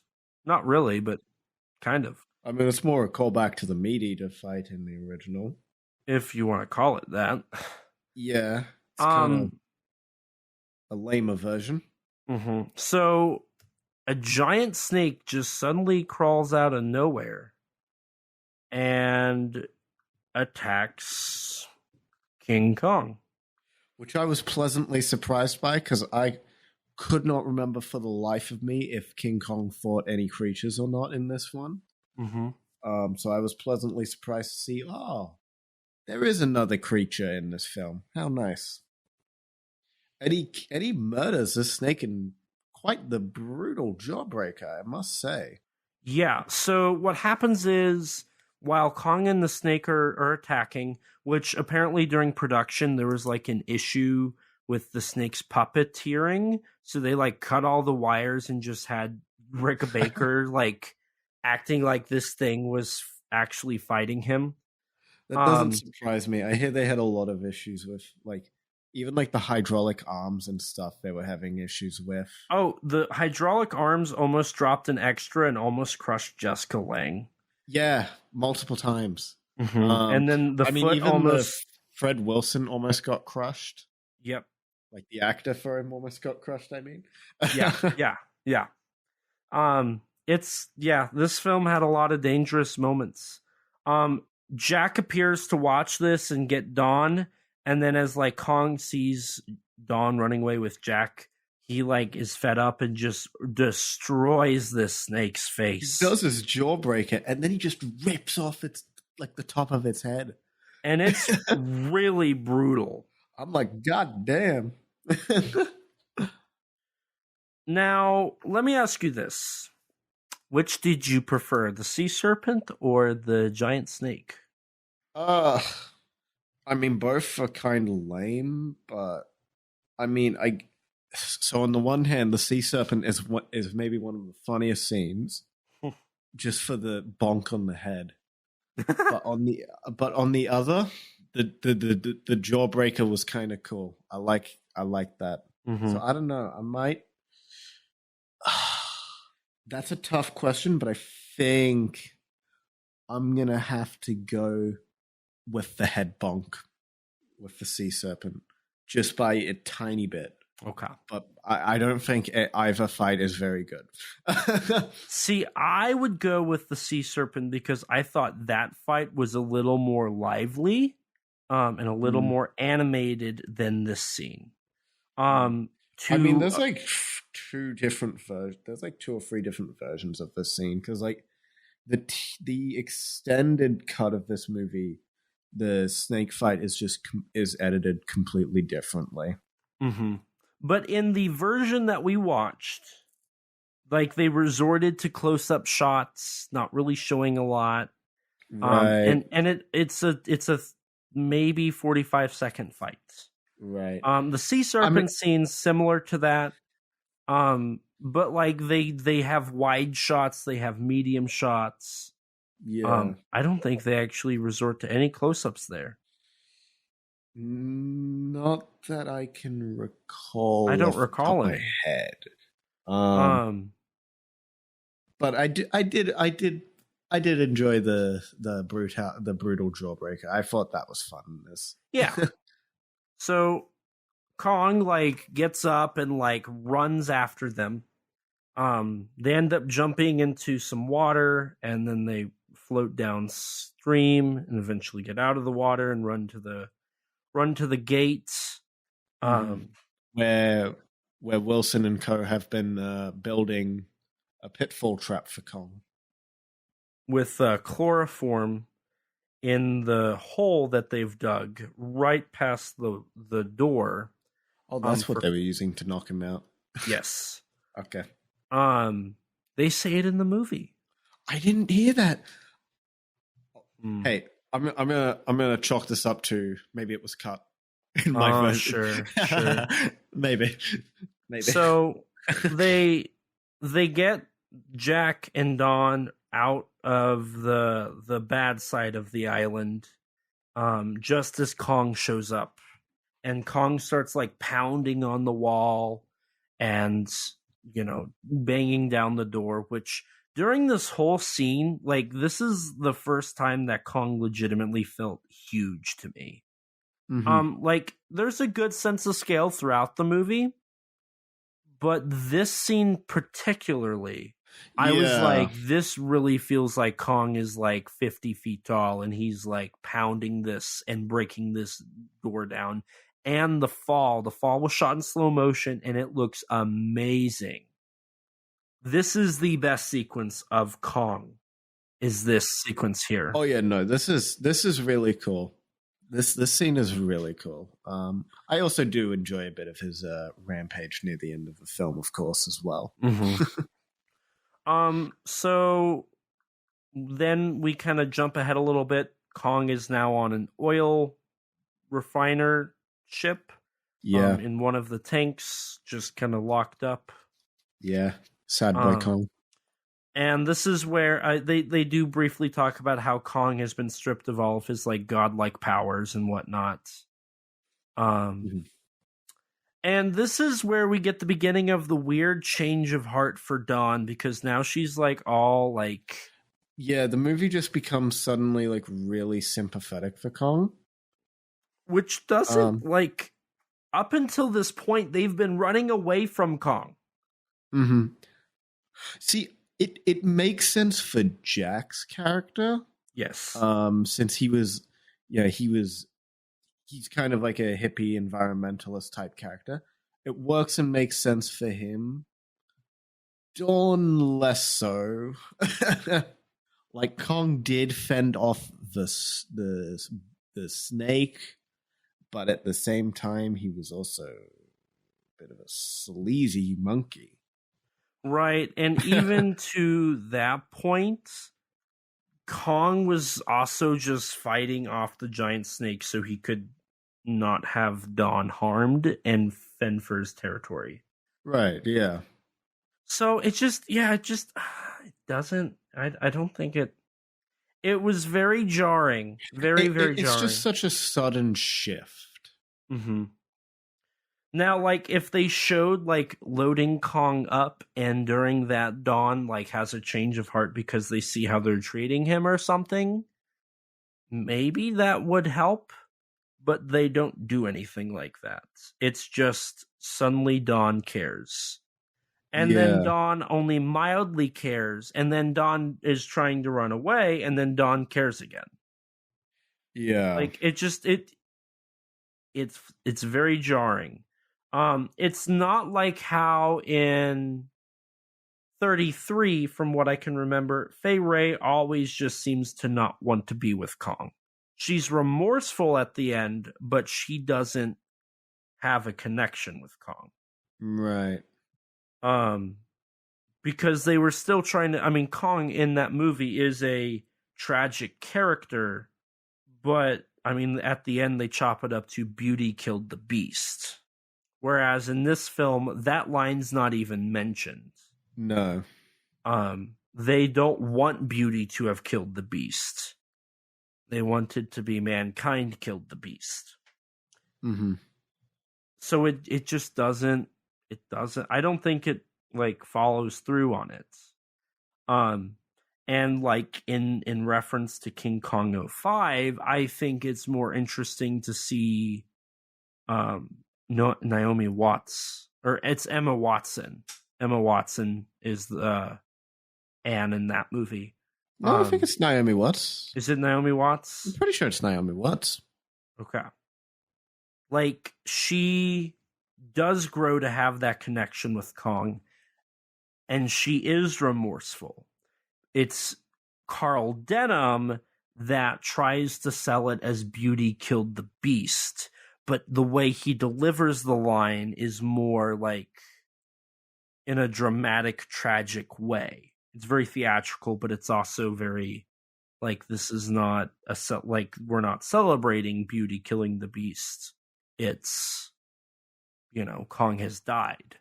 So this film just I think that, again, this film misses the mark. I think it missed in its translation of the original film the idea of, okay, you have to create a sense of tragedy between Anne and the Beast, right?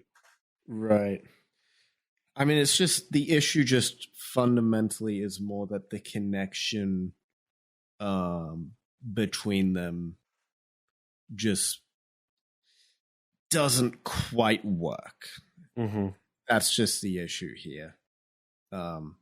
Which again, not helped by how the kind of sleazy feel of some of the earlier scenes with Kong on Skull Island with her. Right. And during some interactions between Jack and Don, like, they kiss and whatnot, and once again they plan on going to one of their rooms. Yeah, but then Jack gets blueballed by the monkey. But that's because the giant scarf, like, it's on Don's neck, and then it blows away while they kiss, and it, you know, movie falls magic. into Kong's cage. And then suddenly it's, like, large enough to, like, be bigger than his nose.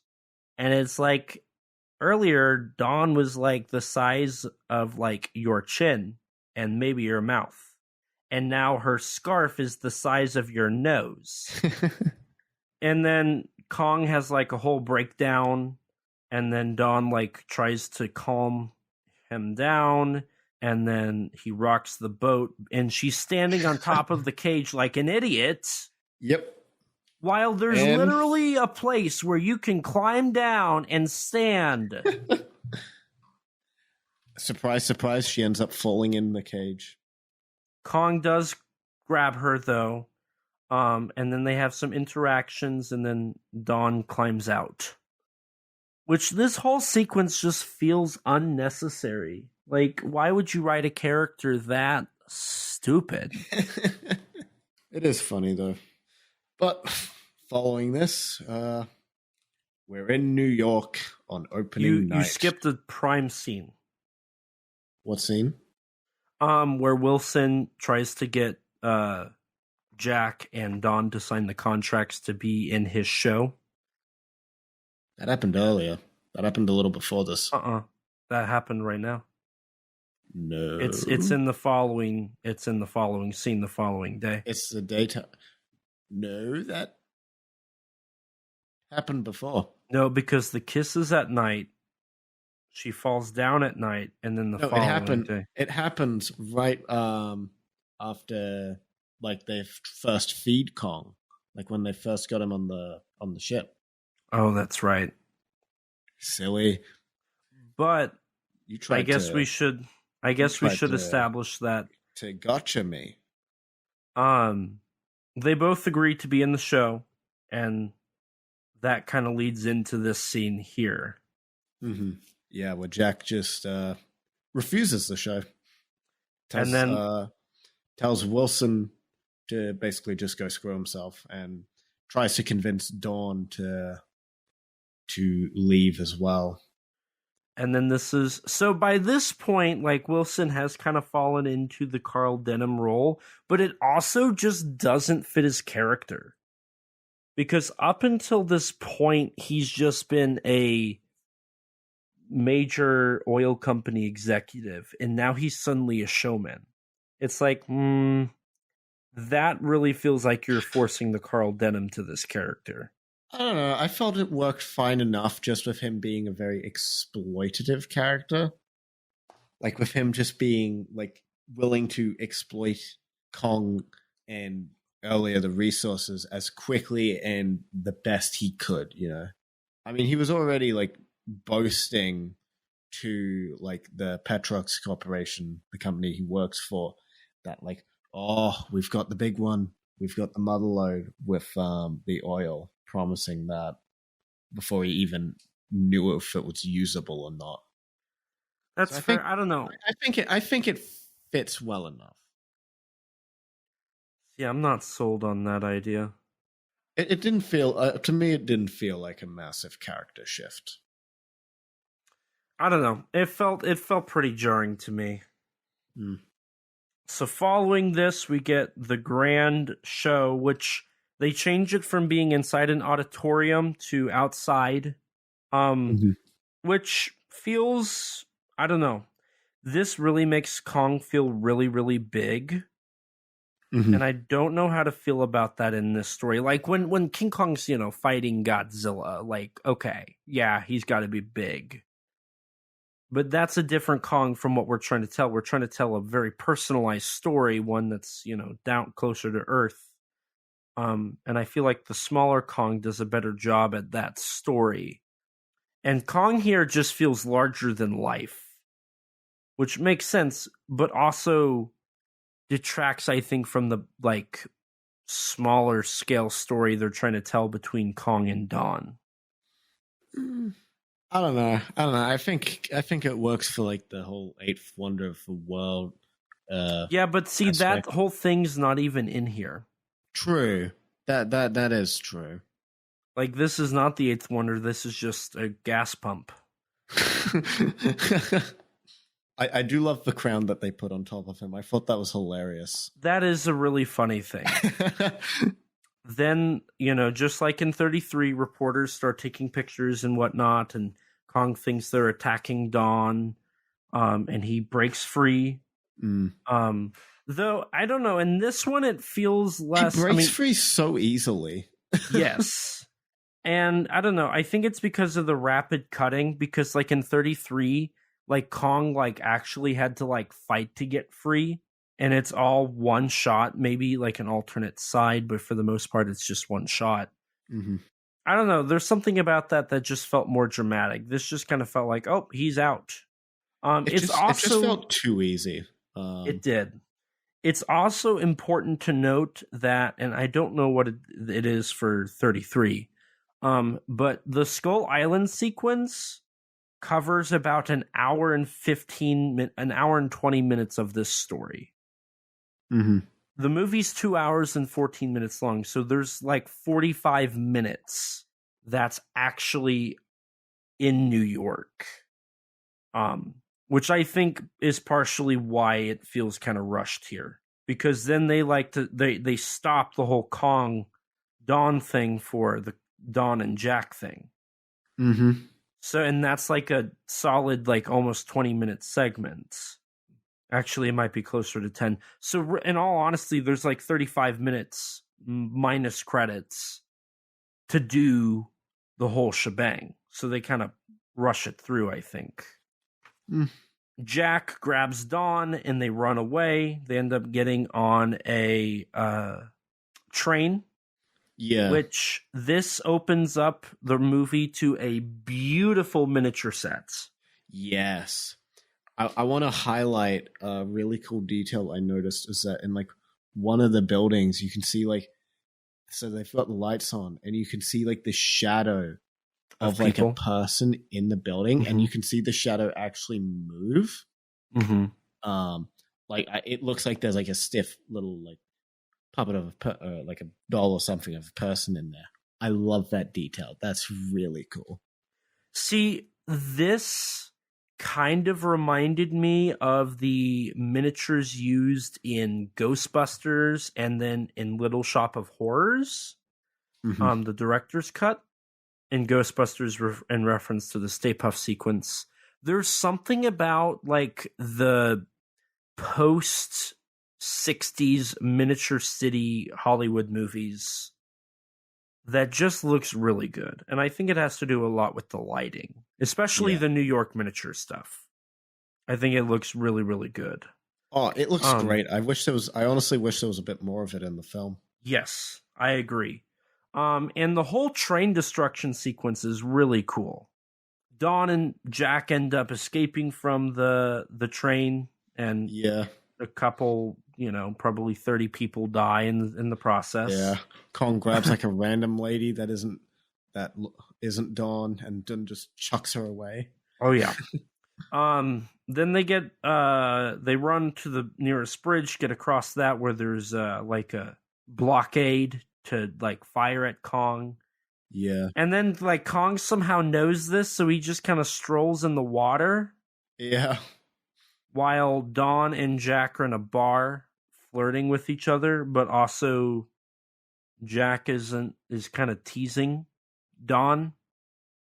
This is where in one of the commentaries they highlight that for the whole duration of the movie they talk about getting together, but they never really do. Yeah. They share one kiss, one makeout session. And that's really it. Yeah. Dawn keeps asking him like to get married, and even Wilson suggests that the two get married for the whole theatrical element. Like trying to sell the idea of Kong giving his woman to Jack. But Jack never really agrees to it, and they never really get together, as you said. So from here, Jack contacts the mayor of New York and is like... when he realizes where Kong's going. Which is the World Trade Center, because it looks like his mountains. He makes a deal with them that they're not going to hurt Kong. They're going to trap Kong and take him back. So he tells them, and while this all happens, Kong quietly steals Dawn again. Which she, like, it takes her so long to scream. And is like, why aren't you running or doing anything? You're just standing there. And then as Jack is done on the phone and walking up, that's when you scream. Also, I do want to bring up, in some of the scenes prior to this with Kong in the miniature city, it really, really, like, I love the miniatures and I love the lighting, but it really felt like Kong was just a man. Yeah. That's one thing that I must kind of complain about Rick Baker in this movie is the character of Kong never really feels like a gorilla. No. That's something that I think Toho did. The Toho Kong films did really good, and I think 33 did really well. Was really trying to sell that primate-like feeling. Yeah, he kind of just walks like a person for the entire, like a regular person for the film. There's not really too many mannerisms of an ape outside of like the couple moments where like he beats his chest. Yes. So Kong takes Dawn to the World Trade Center and they start climbing. Once they get to the top of the building, these three military guys like randomly out of nowhere show up with flamethrowers and start using flamethrowers. And then Kong chucks like a gas tank at them. Yeah. And it explodes. And then they cut to Jeff Bridges, who has the look of a psychopath, cheering Kong on for killing people. Yeah. And then as all of this occurs, then the helicopters show up with machine guns. And they gun the monkey down. Yeah. During this whole sequence, the compositing goes to dog doo-doo. Yeah. Like suddenly the helicopters are really close to Kong's head as it's a close-up of Kong's head, but they're just flying and Kong's ignoring them. And the camera tracking is a bit off for a couple shots as well. Yeah, they end up like reusing a shot of Kong knocking down a helicopter, and like it's very obvious that it is reusing the same shot. Yeah, there's a lot of issues with this final fight. It is definitely not nearly up to par with. Right. And also, personally, I just kind of think like the trade centers, it's kind of just a less exciting looking set piece than the Empire State Building. Like having Kong like grappled onto that, or even Tokyo Tower and King Kong Escapes' finale. That's an interesting visual that really works with Kong's a giant ape, so that works. And it's really cool and fitting. And here he's just standing on top of a building, and then he jumps to the next big building. And he's just standing on top of it. It's fine. It's just visually not as interesting as the Empire State Building or even Tokyo Tower. And I think the stakes also kind of are less there, like impactful, because like Don can kind of just stroll around the building. Yeah. Whereas they're at the very top of the Empire State Building in the original and the 05 film. And so like she can't really move. She's kind of stuck unless she starts to climb down from the top of the tower. Right. And then like you said, the fact that Kong has to like grapple to the side of the building, that alone is like very iconic, I think. Yeah. I mean, it's the most iconic visual of the film. Yeah. And then like the whole like Kong falling off of the Empire or the World Trade Center just doesn't really make a lot of sense, because how would that happen? Like he just fell flat on the top of the roof. He's and not. then he just rolls off. Over. Yeah, he just rolls over. It's like, well, and then there's a very bad composite of him falling. Oh yeah. But before we talk more about the fall, Kong is a blood sprinkler. When they brutalize the monkey. It looks horrifying. This might be the most gruesome death Kong has ever experienced. It probably is. I haven't seen King Kong live, so I don't know if he gets brutalized in that. Maybe. I feel like anything. I feel like anything can happen in that movie, so I'm gonna have to wait and see. So eventually the guns knock him down and he's laying there, and Don like walks up, and there's a really bad composite of Don like touching Kong. I don't know why the composites just at this ending fight on the Empire State not Empire State World Trade Center just look awful. And then Kong rolls off and like appears out of nowhere in the next shot, like he just pops up and then falls down. Yeah. And then we have I love how they did this. The whole Kong's now like lying on the ground and you can hear his heart. I love how genuinely probably one of my favorite shots in this film is like immediately after he's fallen down.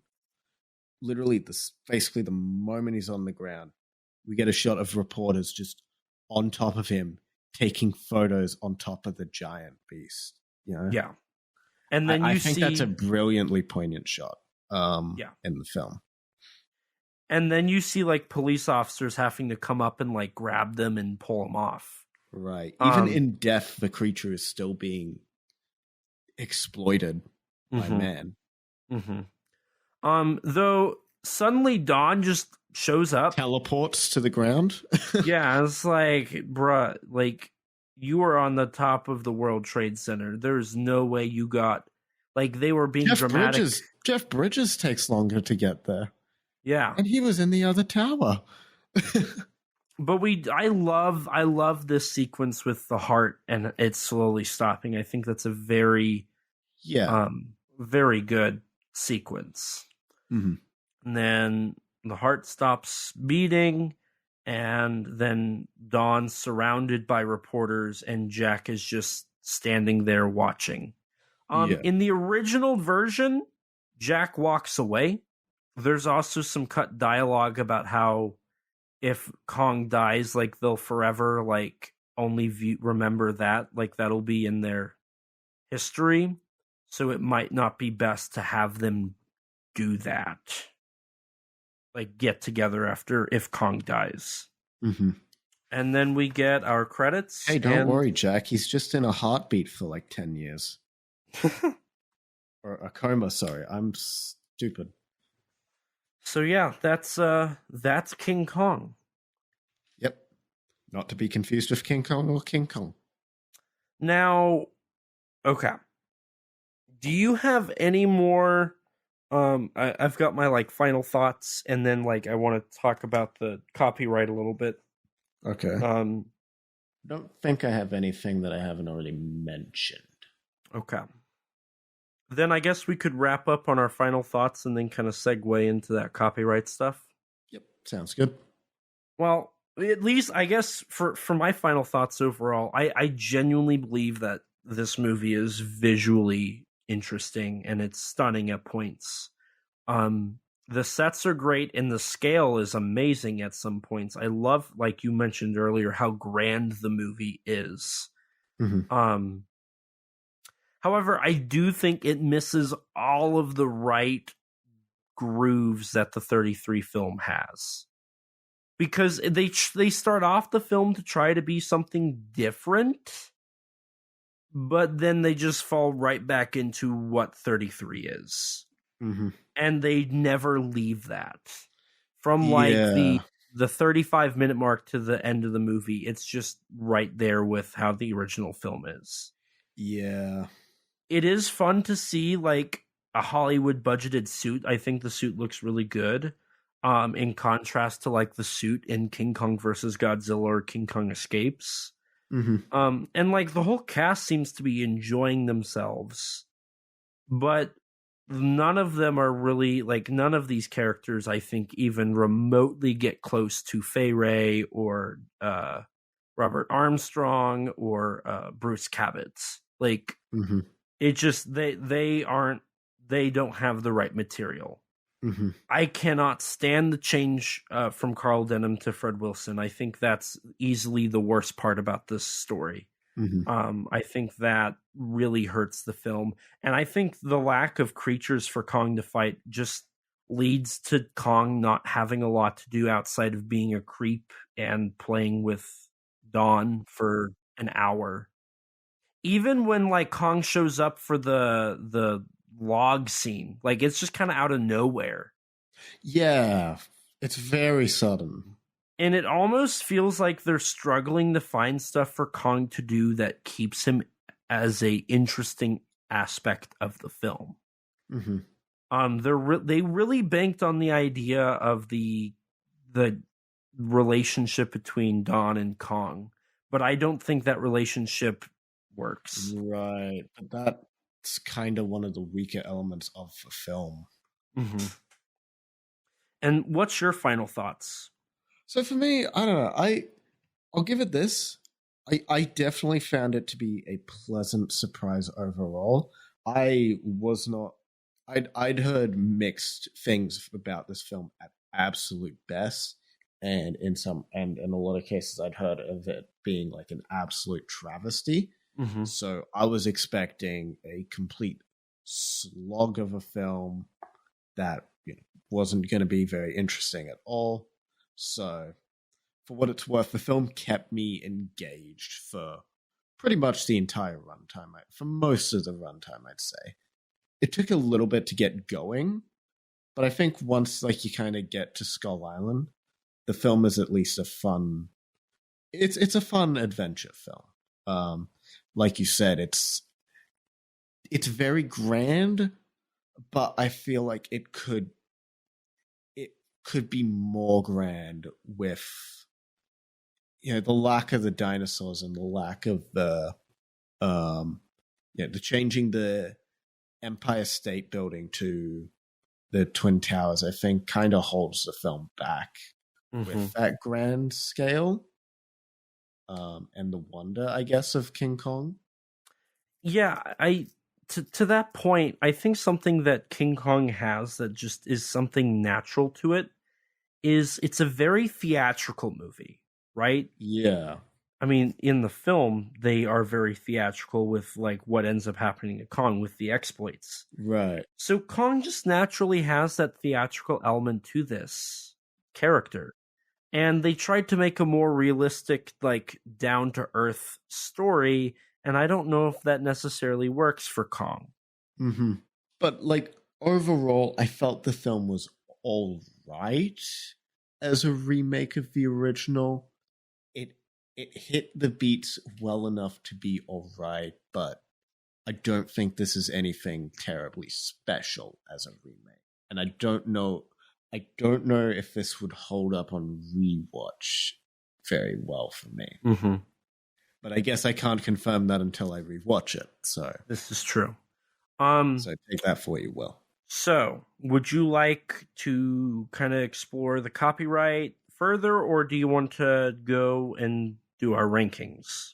I feel like we should do our rankings first, given we're on the final thoughts train anyways. Okay. So let's start at our least favorite and go to our favorite. Alrighty. This is our. Oh wait, I wrote down my ranking, but I forgot about a movie. Womp womp. And I'm pretty sure I forgot about this movie last week. I think I just forget about this movie because it's god awful. Is it number 5, Son of Kong? It's number 5, Son of Kong. That's funny. I guess I forget this movie exists when I try to rank the King Kong movies. Nah, that's fair. I kind of forget Son of Kong as a movie as well. I mean, it barely is. It's like 2 minutes over the Academy bare minimum. See, the reason I remember it for this ranking is because I know it's last place. So far, I think we're in agreement. Yeah. And then for me at number 4, I'm curious if we'll be in agreement on this. I've got King Kong 1976. I, as well, have King Kong 1976. It's better than Son of Kong? Yeah. I think it's all right. Mm-hmm. It just, like, even for someone like me who's not, like, a big fan of the original, I don't think it holds up compared to the original. It doesn't hold a candle to that, like, such an iconic film. Yes, I agree. So this is where we're going to differentiate. Yeah, speaking of which, at number 3, I've got King Kong 1933. My very controversial opinion. For me, I have King Kong Escapes. Mm-hmm. That's my number 2. My number 2 is King Kong versus Godzilla. Which for me is placed right up at number 1. Which is 1933 for me. Mm-hmm. So it sounds like we agree on what is bad, but then for what is good or okay, that's where we differentiate our opinions. I mean, I don't even think that 76 is bad. I just think it's okay at best. Okay, that's fair. It's a watchable movie. I didn't mind it. I was, if anything, like I said, pleasant surprise. I thought it was going to be awful. See, I'm curious for whenever we inevitably cover King Kong Lives and King Kong 2005. I'm curious how those will end I'm up. very curious as well because I have never seen King Kong Lives, and I have not watched King Kong 2005 in about a decade. Same here. Actually, And- I don't think I've seen either in about a decade. And like in 05's case, I kind of fell asleep in like the last 10-ish minutes. Mm-hmm. So even though I'd seen like the ending on YouTube like years prior, I technically have not actually seen the full film. Oh, Technically, because there's probably like 10 or so minutes that I felt that I was asleep during. so we basically are entering. Well, I guess with this we entered in It's not uncharted. Well, for me, this film is uncharted territory. Yeah. So here But we 05 are. is like, I guess, just 05 is a bit of a rediscovery for me, I guess. Same here. Same here. And then the extended cut, whenever we do that someday, will be entirely new for me. For which one? Both? Oh, both, yeah. This and 05. Yeah, because I haven't seen the TV extended cut of this one either, so that's going to be brand new to me as well. Yeah. So let's go ahead. Let's wrap up on the copyright story, and then we'll finish things up here. Feel free to go ahead. So, following the events of the Universal Paramount RKO De Laurentiis situation, the Supreme Court decided that the Marion C. Cooper estate actually owned the rights to King Kong, and thus gave Richard Cooper the ownership of the character. Oh, I also have to do cast and crew after this, by the way. Yeah, I know. And then as soon as Richard Cooper got the rights, he sold them straight to Universal. So then Universal acquired the rights to King Kong. And that is who has held them since. That's how 2005 got produced. In relation to King Kong Lives, I believe that has to do with the fact that De Laurentiis signed on to their film the clause that they had the rights to produce a sequel. And I imagine they had a 10-year gap to do it. I don't know. That'll be research I conduct for King Kong Lives, but that's my theory that that's what they do. Now, in the 90s, Universal sued Nintendo for Donkey Kong. That's when the court then added a stipulation to the King Kong copyright that the name Kong is fair use public domain. In the 90s, what also happened is the novelization that was the original work fell into the public domain. So now you have the name Kong, which is synonymous with the giant ape. Even in 1976, you don't see King Kong on the whole stage, you see Kong. So the name Kong can be used freely by anybody. On top of that, the story elements of the 1933 novelization are also public domain. To adapt the original movie that was owned by the Cooper estate, you would have to go through Universal to license that. Now, sometime in this time frame, RKO, the library of that, got sold to Warner Brothers, so Warner Brothers officially owns the 1933 film and Son of Kong. So now the current situation as of the 90s is Warner Brothers owns distribution rights to the original 33 Kong and Son of Kong. Mm-hmm. The novelization, which was the original work, is public domain. The movie, which does have differences to the novelization, that story and copyright is owned by Universal.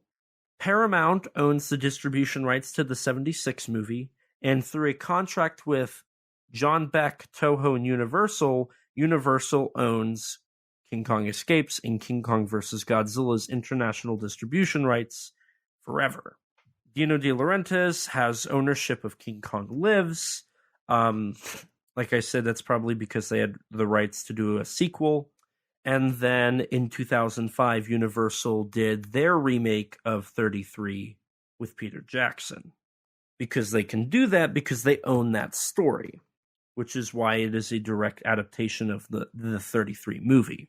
Films like The Mighty Kong are public domain usage of the character through the novelization and the use of the name Kong.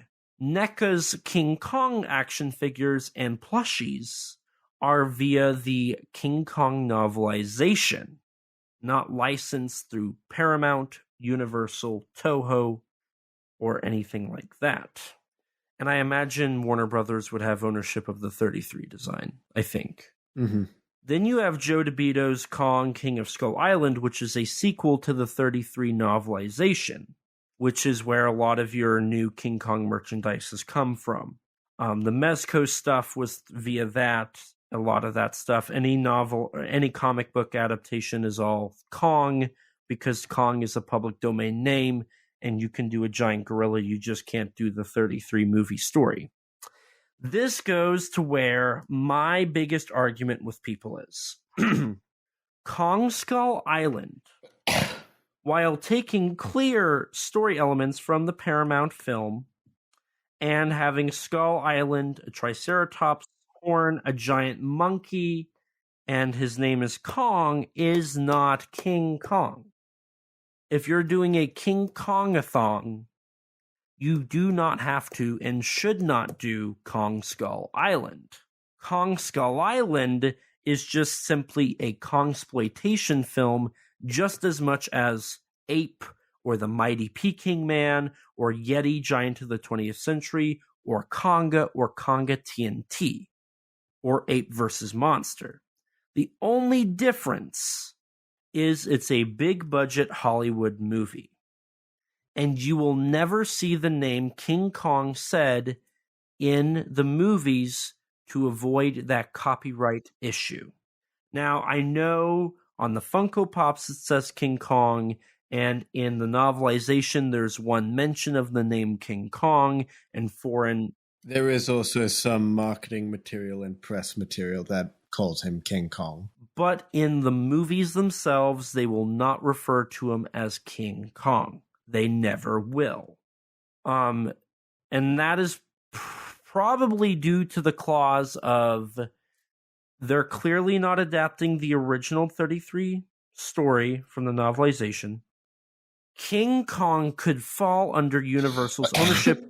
And at one point, Universal did have some actual development in Kong Skull Island back when it was still at Universal. It begun as a Peter Jackson sequel, Son of Kong, that Adam Wingard was attached to direct. As the film progressed, eventually it turned into a Jordan Vogt Roberts film, and then eventually Legendary moved production from Universal to Warner Brothers, and then the Monsterverse was born. Skull Island, Godzilla vs. Kong, Godzilla Kong, and Monarch Legacy of Monsters are all under the public domain version of the character. Thus, he will continue to be called Kong and not King Kong. He will not get the label of the eighth wonder of the world. He will not be called King Kong. He might be called they might say Kong is king, like they say in Skull Island, but they will not say King Kong. And thus ends my TED Talk on the King Kong copyright. As for your cast and crew, Rick Baker, who was the suit actor for King Kong, appeared in movies such as Octoman, Star Wars, The Empire Strikes Back. Also, he didn't appear in these mostly. He was special effects artist. Right.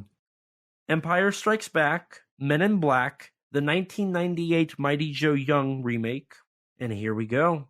The Ring 2, King Kong 2005, Tron Legacy, and Rings. Peter Cullen, that worked on the King Kong voices. Also, the roar was partly used from the T-Rex from The Land Unknown. That's a stock roar that appeared in Duel, Jaws. The list is... various other films. Yes. Peter Cullen also appeared in Gremlins, as he did voice work for that. But he's probably most well known for a specific role, though. He was in GoBots. He did the voices for Predator, and most well known for voicing Octopus Supreme for Transformers. Yeah, that one. Mm-hmm. As for your actual cast, you have Jeff Bridges as Jack Prescott. That was in Tron, The Last Unicorn, Starman, Iron Man, and Tron Legacy. Charles Grodin, who played Fred Wilson, was in an uncredited role in the 1954 Disney adaptation of 20,000 Leagues Under the Sea and The Incredible Shrinking Woman. Jessica Lange played Dawan. John Randolph played Captain Ross. Renee Abujoninos, who played Roy Bagley, was in Star Trek V, The Undiscovered Country, and The Last Unicorn. Ed Lauter, who played Carnarham, was in Cujo. Your crew included John Guillermin as a director, who also directed King Kong Lives. Lorenzo Stemple Jr., the screenplay writer, who worked on the 1966 Batman television series. And then lastly, you have Dino De Laurentiis as the producer, who also worked on Barbarella, Orca, Flash Gordon, Conan the Barbarian, Conan the Destroyer, King Kong Lives, and David Lynch's Dune. A long history of producing. He has a very long list. That's just the stuff that's remotely connected to kaiju, tokusatsu, or just science fiction in general. Right. And with that, I think it is perfect now to segue into the final segment of the podcast, the most noblest of podcasting traditions. Do you know what I'm talking about, Rex? Oh, are we going to link ourselves? We are. And to start us off, hello. I'm Elijah, and I have a kaiju and tokusatsu problem. Joking aside, I am Elijah Thomas. I am part of the rotating hosts for Monsters with Attitude. You can check us out on YouTube, where we do monthly live streams talking kaiju entertainment. You can also head over to Facebook and join our Facebook group. It's a great place to talk to like-minded people. I'm also a writer. I've written for GodzillaMovies.com, appeared in Kaiju Ramen Magazine, and currently I write for Kaiju United. My most recent article is an interview with Donnie Winter about his previous work in the fandom. And my writing has also appeared in the book Giant Bug Cinema, A Monster Kid's Guide from Bear Manor Media, where I wrote about Ghidra the Three-Headed Monster. I'm also a filmmaker and YouTuber. You can check out my stuff on my YouTube channel, ET13 Productions, where you can see some of my short films and older YouTube videos. A full-length interview with Donnie Winter is now on there, along with a playlist that features all of my appearances on YouTube. I do plan on getting new videos out soon, so definitely hold off and, check that out whenever it comes out. I am also in a kaiju movie, a little-known film called Zillafoot from 2021. I made a brief cameo in the film as Skywatcher number 2. It's got a rating of 3.7 out of 10 on IMDb, so if you want to watch more kaiju, you can buy the Blu-ray on srscinema.com or the DVD from any major online retailer. Or just watch it for free on Tubi with ads or on Prime. It's also worthy to note now, stay tuned on TitanicCreations.com for pre-orders for Yongori, the 6-inch articulated figure. When more information comes out, I will absolutely share that and talk about it and promote that, because I did have a hand in that. You can also check out my action figure photography on my Instagram at ET13_productions and my X, the artist formerly known as Twitter. Thanks, Danny. At the same handle. And Rex, where can the lovely people find you at? Well, dear listeners, you can find me on YouTube at Rexino, on Twitter at Rex_Xenomorph, and on Instagram, Rex_Xeno. And if you want to check out some of my writing, go take a look at the Tokusatsu Network. And as for the podcast, don't forget to rate us on iTunes. That boosts our ratings and helps us get recommended to more people just like you. If you don't have an Apple device, which I don't blame you, I don't. Actually, that's a lie. I'm literally using a MacBook.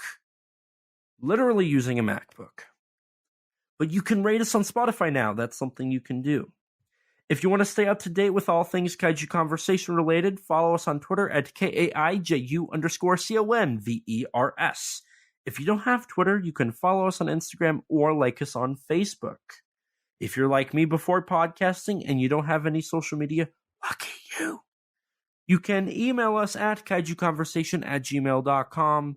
All lowercase, all one word, you know the drill. And as always, we'll read your reviews on air for everyone to hear, or any fan mail you have. If you got a question for us, send it to us. If you have a comment, question, anything, just send it our way. We'll take it. We also have a Teespring store. Eventually, we'll have original artwork on there. Once I'm done with my projects, I'm going to see about doing something about that. But for now, you can sport our awesome logo on a t-shirt or maybe even on a coffee mug. If you'd like to chat with us, check out our Discord server full of others that have similar interests to you. Most recently, in our General One chat, there was a discussion about a phrase somebody saw on Reddit called "jump the Zegra."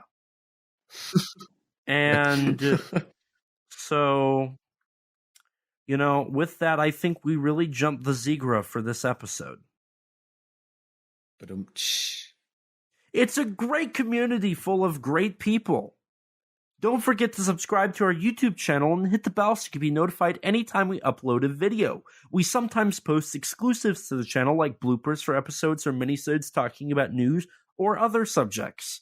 We also have an interview with Mechagodzilla designer Jared Kerchevsky on the channel. I definitely butchered his name. I'm so sorry. And a huge thanks to Rex for editing all of these episodes and all the other content we upload. His links can be found in the description below.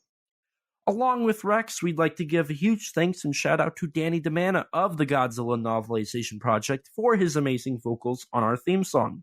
You can support him by following him on Twitter at Danzilla93_GNP or visit his website, GodzillaNovelizationProject.com. And a huge thanks to Grattan Conwell from the podcast Giant Monster BS for composing the music for our theme song. You can support him by following the podcast on Twitter at Giant Monster BS or on any podcast platform under the name Giant Monster BS. And with that, we're going to wrap things up here. So thank you guys so much for listening. And as always, please remember, life's too short to not talk big. Bye, guys. Bye. We are set, we are in debt, there's nothing to sweat. Life's too short now, baby. And not too big now, baby. Conversation. His name's Elijah, baby. And also Rex now, baby. We love those kaiju, baby. And you will too now.